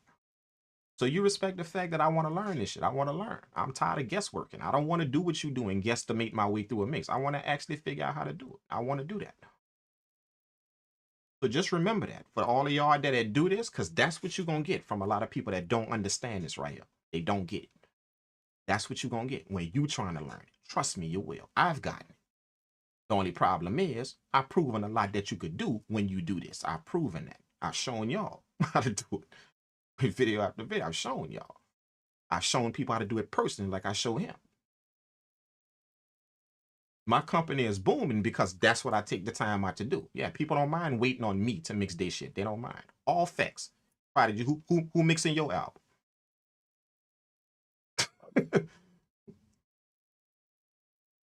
Yeah, DC, you still in the chat? Who mixed your shit? See? Bunch of my people. Yeah, they'll wait just for me to touch their shit. If I'm on vacation, they're gonna wait. Literally, they will. Yeah, we're gonna wait till you get back, because they know, yeah, he reached for the ceiling. He don't do this, that's amazing. That old boy over there could just slide them faders wherever you want.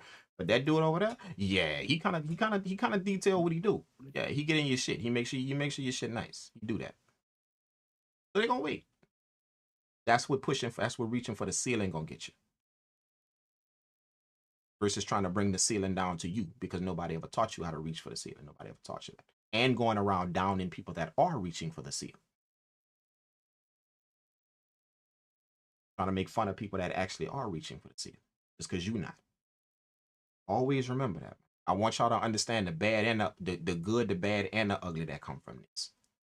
You're not gonna get praised because you're learning all this type of shit like this. How to gain match your stuff. The frequency of how to pick out tone versus sound. You know, they got some cat out there that's making fire beats that all he do is just whip their EQ around and whatever sound good, that's what he do. That's it. That's all he do.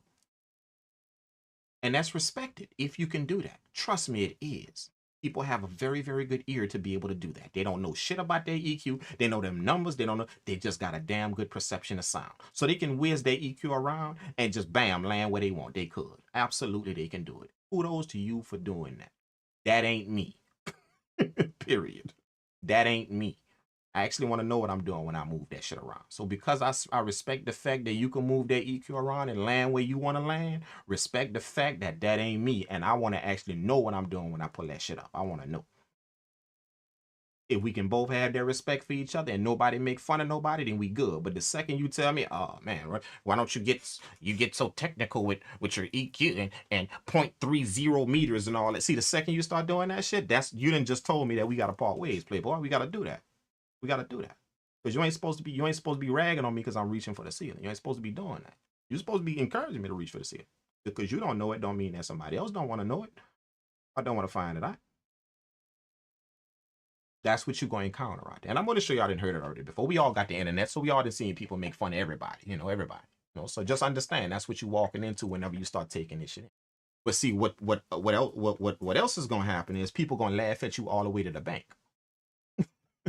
See? You're going to start noticing people start coming to you to get your shit done, to get their shit done. I'll pass up 6 different places just to go to one because I know they're going to handle me a certain way. You done done it before. You done passed up 6 different dry cleaners to go to one because you know they're going to handle your shit nice. See? People are paid for quality. They're going to pay for it. And not your talent. People are going to be amazed by your talent. See? We don't go to the store. We don't go finding what car look good. We go find what car gonna be there after a year. It's still gonna be there. You know it's true, because even if you go online right now looking for a used car, you're gonna glance at them miles, ain't you? See, I don't give a damn how shiny that car is and how good it look. You're gonna glance at them miles to see if you got a little bit of life left. See? Quality. That's what people gonna pay for. They're gonna pass up talent 100% out of the bit and go pay for quality. That's what they're gonna do. 100%. Because that's what we all look for. You know what I'm saying? That's how it works. They're gonna pay for quality. If you can do something very quality, very much quality, that's how it works, man. There y'all go, man. There y'all go. You did well on this, man. Oh, you done? You done with the bass, right? You finished? That's the last instrument, right?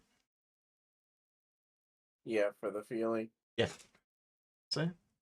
We gonna kind of leave off right here. We gonna still make sure you good, you know. Besides, I ain't supposed to be helping you mix the track that you putting in the beat battle. I ain't supposed to be doing that anyway. You know what I'm saying? I mean, you know. Oh, wait, I could help you. I could, as long as I don't touch it, right? Is that it? As long as I don't touch it, I can't do nothing on this. I could, because a lot of people gonna pull You up. can mix. Apparently, you can mix it. What you mean? According to you said you're allowed to mix it. What you mean? Like you're allowed to mix tracks that can go in the beat battle. Yeah, I can. Oh, yeah, I can. I mean, I could. If somebody send me the track, then I could mix it. But like, obviously not specifically for the beat battle. Like, yeah, I'm not gonna mix your track specifically for the beat battle. I'll mix your track for something else, like, and then if you want to put it in a beat battle, that's what you. But I'm not gonna mix it. Just so happens to be mixed exactly. by you, it's allowed. Exactly. That, like, a few people have done. I've mixed a few tracks for a lot of people. That was on albums. That was on, you know, different projects they did with artists, and I've mixed the track. I mixed the artist vocal. I did everything. Did the whole track. They just took the vocals off and put the beat in the beat battle. That's it. They've done that. So I'm not gonna mix the track for you to go in the beat battle. No, that's a bit unfair. I'm not gonna do that. Not to go in the beat battle. But if I mix a project from you somewhere else and you want to put that beat in the beat battle, I can't stop you from doing that. Handle your business, man. You know what I'm saying?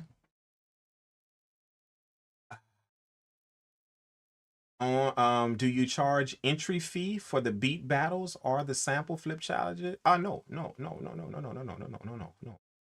You pay a respect fee. You know, that's what happens.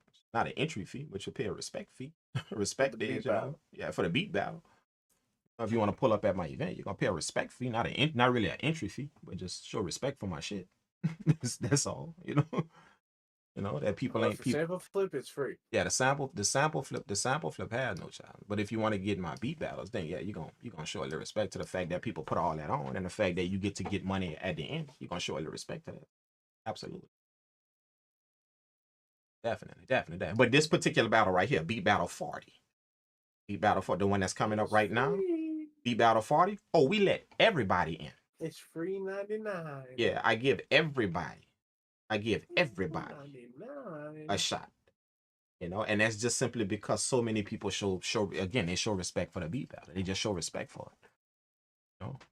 You know, everybody tell me the same. They like, dude, I would like, yeah, I would, even if you did give it for free, I would still throw you something your way just for doing this. You know, that's entirely too much money be giving somebody at the end for a cash prize. That's entirely too much that go into it, the way it's set up, the way everything is done, for everybody to pull up and then don't put shit on the table. Just take and then bounce, say bye and bounce. That's too much, bro. Too much. So I respect the people that actually say, even if you were doing it for free, I would still give you something. I respect that. I still would. You know what I'm saying? I don't really vibe with the people that go out there looking for free everywhere. I don't really vibe with them people. For real. I don't think that you know, men do that. You know, they don't scour the earth looking for free shit. That's not what men do. You know. But again, just to answer your question, no, we for the beat battle, yeah, we just require that you just show a little respect for what's being done. That's why the price is so cheap. You know, it's so inexpensive. What is it, Prodigy? Like what, $10 for a slot? $10 for a slot. That's why it's so cheap. It's just the price doesn't matter. Like, we don't put the beat battle on to make money. You know, we give y'all way more money than we way more money than the object of the beat isn't to make money. It's not how I make money in this music industry, holding beat battles. No. You see what I'm saying? We just want the person that's entering just to show a little respect for it. You know, not to be grabbing slots and then don't show up. That shit like that. You know how when you give shit to people for free, they don't have no responsibility to it. All that type of shit. Just show respect for what you're doing. That's why we attach a little fee to it. That way people actually show up when they book when they get a slot, they actually show up. It costed you something. So you're gonna put your effort into to be there. Give people shit for free. I guarantee you 8 of them slots are gonna be empty at them as soon as the beat battle starts. They're not gonna show up. Because people did that and didn't have to put nothing down for it. They didn't have to do. Guarantee when we start the beat battle, 8 of them things gonna be empty. You know. That's why we do that, man. That's why we do. We just make sure you put a little respect on it. You know, put a little respect on it. A little respect. Well, how Birdman said, a little respect on it. Put some respect on my name. Just put a little respect on it if you want to be somewhere, man. That's it. Prodigy, man. Bro, you did good here, man. You did good in helping me kind of, you know, that was the purpose of this video right here. Just to give y'all an idea, not to mix a track, but just to give you guys an idea of some of the things that may or may not be paid attention to when you're mixing your music. And it's possibly because nobody hasn't done that, nobody hasn't shown you them things, or you haven't asked the right questions for people to show you them things. All of that could be so don't walk out mad at the world because nobody never showed you. No, it could be you're not asking the right questions to know this type of shit. My suggestion is to just, again, it doesn't have to be me. I'm not telling you come get with me. I know it all. That's not what I'm telling y'all. If you choose to come get with me and learn more about this shit, by all means, I'm welcoming y'all. I leave that link up there for anybody to come book a session with me. Anyone. Doesn't matter who you are. I don't care. Big dude, small dude, I don't care. You just got in this a year ago, 6 months ago, 3 months ago, a week ago. I don't care. You're still gonna learn. Period. And this is the type of time I take out to do that. This is the type of time I take out to do it. And it's just simply because, my passion, if you have ever been around me or you know me, my passion is not music. That's not my passion. You would be easily confused if you thought it was. If you watched me out there, you watch my videos, and you would just say, "Oh man, this dude passionate about making. He make music all the time. He make video. He be music. Music isn't my passion. Not really my passion. It's not. Yeah, I confused all of y'all if that's what y'all think, and I did. I confused all of y'all. My passion, no word of a lie. It's kind of weird. Some people might find it weird that I say this, but my passion is to see someone learn it and understand it. That's my passion. Shit just work out for me. I just got some shit because I have that mentality. So I got placements. I built a company off of it. I got, a YouTube channel. I got all of it. It just can't because I got that mentality. My passion is not music. No, it's not. Do I love music? Yes. Do I like music? Yes. Am I amazed by it? Absolutely. But my passion is when somebody else comes into an understanding of it. That new person, they get it.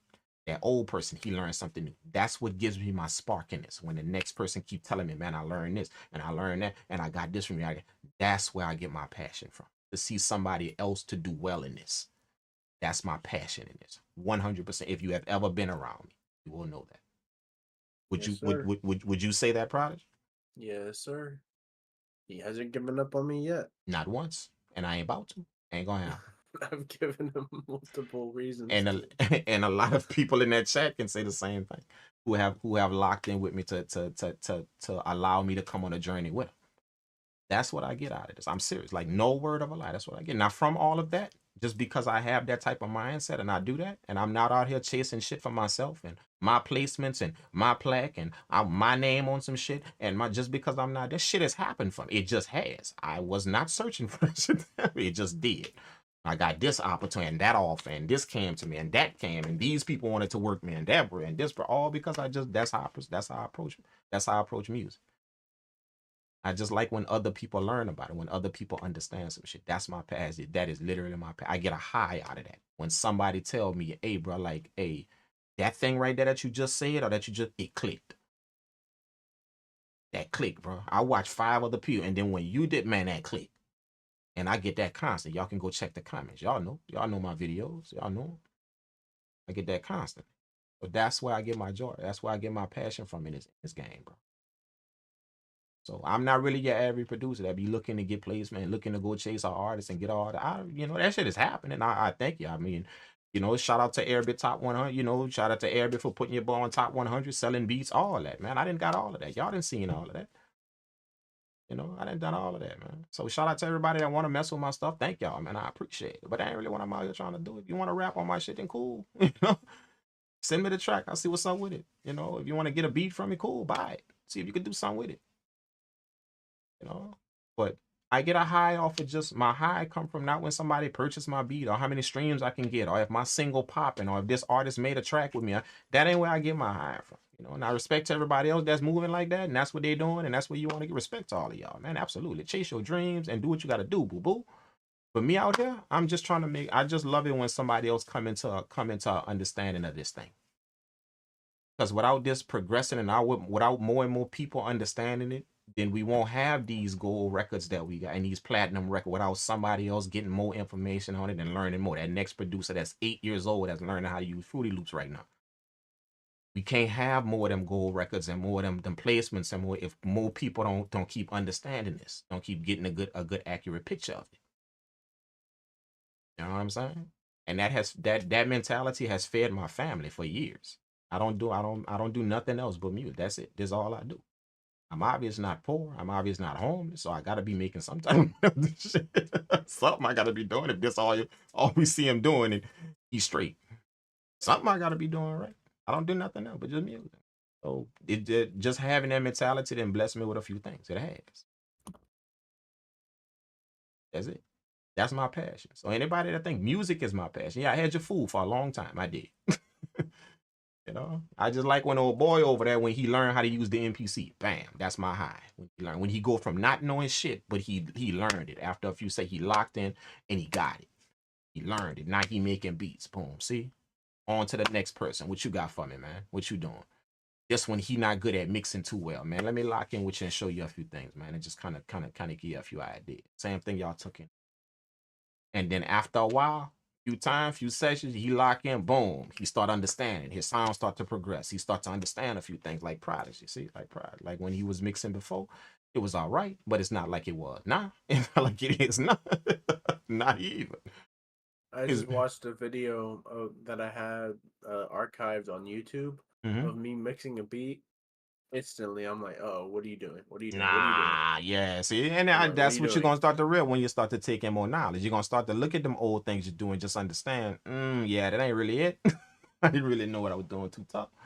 Like I had a high cut and a low cut and like 4 surgical EQs and I'm like, what are you doing? It's a sample. It was on a sample. I'm like, what are you doing? Yeah. Don't get too hard on yourself, man. It's just that we all gotta learn our own way. We all gotta learn that, and we all gotta make them choices to go lock in wherever on our own. I can't scream in people's ear and make you go learn more. I can't, bro. Like I would love to, but I can't. So everybody gotta make that decision on their own time, what they gonna learn and how they gonna learn it. So that's how it works, man. You know what I'm saying? So yeah, man. But if y'all want to get it on the producer challenge, the producer challenge is gonna be it's in my latest YouTube video. Go look at my latest YouTube video, not my latest live stream, like my latest YouTube video. Go look at that. Y'all get in that producer challenge, man. We extended to the date. The date was supposed to be the 1st. That was the last day to submit y'all beats. We extended it to the 9th. So y'all able to send y'all beats. So we did that. Okay. For those of y'all that don't know what the producer challenge is, all you do is just go download the stems and submit your beat. It's on Discord. It's in my last YouTube video. We got the contest room right here. This is me and Prodigy. We've been in a live stream room for a long time, huh? For real. But don't worry, we about to get off this, man. We about to get off this. My man gotta get some shut eye. But look. we got the Discord right here, and this is the studio this is the room is in the contest room right here. Okay, when you go to that contest room, this is the YouTube video that's on my YouTube channel right there that y'all can go check out. It's on my YouTube channel, that video right there. This is where I give y'all the challenge right here. And the melodies I make on this video, they all in a zip folder right here. For anybody to go get. I don't care who you are. You got to do is just pull up on my Discord and come grab this right here. And then follow these instructions up here to submit your beat. That's it. To send us your beat. That's all. And it's a cash prize for this right here. That's it. Don't miss out on this, bro. You could literally get some game. You just pull up and grab the samples, make your beat, and handle it, and send it to us. That's it. That's all you. That's literally all you got to do. That's it. I've never held a contest on YouTube in a while. I haven't done it in a long time, like a year. And a few people asked me to do it. So here y'all go. Contest on YouTube. I put it on one of my videos. And yeah, I'm gonna give cash prize. Now on Twitch, these dudes on Twitch, this nothing to them. They see that all the time. We stay doing that. You know, but on YouTube, I haven't done that too much on YouTube. I just kept my YouTube to just strictly teaching, you know, showing you guys stuff, all that, not really no contest stuff like that. But a few people did ask me to do it, and I figured, why not? YouTube, I love you guys, and man, y'all been rocking with me since day one. So let's give y'all content. Let's give y'all a challenge, man. Let's give y'all a producer challenge. So go grab this zip folder right here, download it. Easy to download. It's right here at the top. Go grab this zip folder right here. Jump in the Discord. If you need the link to this Discord, it's in this video right here. Actually, in the video description of this video. So go right to video and then go to the video description of this video. You can get the link to jump in this room. It's an invite. It's gonna take you here to this room. Download the zip file. Get the stems out of that. You know, you can hear the stems in the YouTube video. You know, stems is some pretty good stems. You know, and the melodies I made in this YouTube video, that's what's in here. Go get that, make your beat, and boom. Send it to us. Follow the instructions on how to send it. Very easy to send it to us. Just make sure you follow the instructions. There's a few things you got to have in the email when you send it so we can find you. So just make sure you follow that, and boom. Send us your beat, bro. Have some fun with the challenge. I can't wait to see what you guys cooked up. It is a lot of people that are submitting beats. We're going to play y'all beats. You know, I'm thinking I want to do a live stream like this. I want to do a live stream like this where I have a few people pull up, you know, in the Discord, and we just play y'all beats, and we critique y'all beats together. Literally, one after the other. We just critique y'all beats. I'll pick a few to critique. Now, probably ain't gonna be able to do them all, but we pick a few. You know. Would you be able to do the polls on YouTube like you do on Twitch? Yeah, I could do that. I could do that as well. Pull a polls up and have y'all rate the beats. I could do that. Absolutely. I also can, and then the winner, whoever wins, has an opportunity to be posted on my YouTube channel to make a beat making video with me. That will stay on my YouTube channel forever. You know? Hopefully get your brand out there, make some, you know, probably get a few people looking at you, you know, get a few people checking your stuff out. If they check me out, they're gonna check you out. So one of y'all gonna have a shot to be on my YouTube channel, you know, make a beat making video with me. We're gonna get it going. Like, we're gonna make some fire. Put it in a beat making video. And then depending on the beat that you made, one of us, yeah, we gonna send y'all stuff out with my stuff. I send beats out twice a month. And a lot of beats out twice a month. So I'm gonna put y'all beat in with my stuff, and a few other people beats. Put it in with my stuff. Let's see if y'all could get paid, man. See if y'all could get paid. Sell y'all beats. Do whatever. You know what I'm saying? Like I said, I get a high off of seeing people like do something with it, learn it, understand how to do it, the business of it, get a bit more sharp on how to sell beats, how to do. That's where my high come from in this game. I'm serious. Like, that's where it all come from. See, just people that understand more and more about it. Now we can have hopefully we can have a new era of music that pop up in a few generations because more people learning more and more about it. Understand it. So hopefully we can see that. Maybe I'm still around, still living when that happened. I don't know. But as of right now, don't look like that's going down. You know. But yeah, that's hopefully we can get that going, man. Hopefully we can. Bro. So that's gonna be amazing to see. Y'all enjoy the contest, enjoy it. That's just for you guys, literally on YouTube. That's just for you guys. You know, and yeah, man. Hopefully y'all submit some amazing stuff, man. Rick say he just downloaded it. Good job, big boy. John Lennon said his band acted he was done for when he showed them a song called the World Walrus. I am totally the walrus. Like nothing before. I think his risk-taking aiming for the ceiling gave them direction. Yeah, man. It does that, man. It does that. It does that. Absolutely, it does that. Yeah, absolutely. I am the Eggman. Yeah. I am the walrus. Prodigy, you handle business with us tonight, man. Thank you so much for being here with us, man. I appreciate it. You know, you didn't have to turn off the camera all of it. You didn't have to do that, but you know. It's okay. We understand that you gotta put your beauty face on. We don't want to see you with the cream on your face. So we get it. We get it. We get it. We get it. We get it. All right. So all of y'all have a good one out there, man. Thank y'all again for pulling up. Y'all go make sure y'all tap in with Big Prodigy as well. He Big Prodigy on every streaming platform. Go tap in with him. Go check out some of the stuff he's doing. He got IG, he got Twitch, he got all that stuff, man. So y'all go tap. His name is Big Prodigy. Y'all go tap in with him. Appreciate that. Yeah, y'all can kind of check out what he's doing. If y'all want to see a few of the things that he has done himself with us, like a few business things that he had done with us, then y'all can go to the Stank Face Gang, Instagram account. Yeah, go to the Stank Face Gang Instagram account, and I got a lot of these dudes beats that have sold with purpleworld Entertainment. That means that they've sent their stuff out with me, and they've actually gotten checks from us, like literally. I don't think nobody has sharded you on the check yet, Prodigy, right? You didn't actually got your paper. Right? I don't believe so. If they ever do, you make sure you sue us. Make sure you do that. If we ever short y'all on y'all payments, bro, for y'all beats y'all selling, man. So make sure you do that. So y'all welcome to all be in on that, man. It's just that, I don't really promote it too much, and not a lot of people know about it because, I figured that the people that want to do it, y'all gonna find out how to do it. I ain't gonna have to sell it to y'all. Y'all come because I say it. So I don't promote that stuff out there. Y'all want to know, then y'all gonna do y'all research. Y'all gonna find out. And y'all come get some of that, man. Literally, it's gonna raise hell over a penny. It's not that hard to do. Yeah, man. We do round up though, so that way none of y'all can say that we took 2 cents from y'all. We do round up. We do. We'll raise hell over a dime. When we send in your payments for beats you sold, we do round up, bro. So we do that, man. Where's my goddamn time? Anything you want to tell the people before we get off? Keep making music. Keep making music. Damn, bro, you took the words right out of my mouth. Keep making music, man. Keep making music. Hopefully y'all got something from this live stream, man. I told y'all I was gonna do it for y'all, kind of jumping in, and I'll be doing more of these where I get y'all online and I just break down a few things that I do and how to look at things a bit differently. Not really how to do technique stuff, but just how to look at it a bit. Like I said, sometimes when your perception is changed, you make different decisions on what you do. Better decisions result in a better outcome. Just get somebody to help you train your perception of shit. How you perceiving things, how you taking it in. And you'll be surprised at the outcome that comes out of it, simply because I'm taking it in a certain way now. Be surprised. No techniques or no special plugins needed, bro. Just I'm looking at this a different. I'm paying attention to some other shit. You'll be surprised at the decisions you start making, with your music.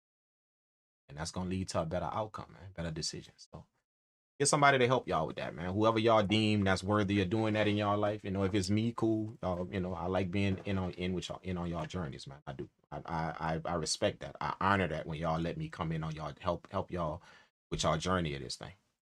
Y'all want to lock it with me, it's all good. I always leave the links in the video description, so y'all can, tap and grab a session or, come hook up with me online or whatever. So that's up to y'all if y'all want to do that, man. Thank y'all so much. Y'all have a good one. I love all you guys out there, man. My boy Prodigy, he in the building. Y'all go tap in with him. And yeah, we're going to see y'all in the next one. We're going to see y'all in the next one, man. Y'all take care, all right? Let's get up out of here, Prodigy. Peace out, y'all.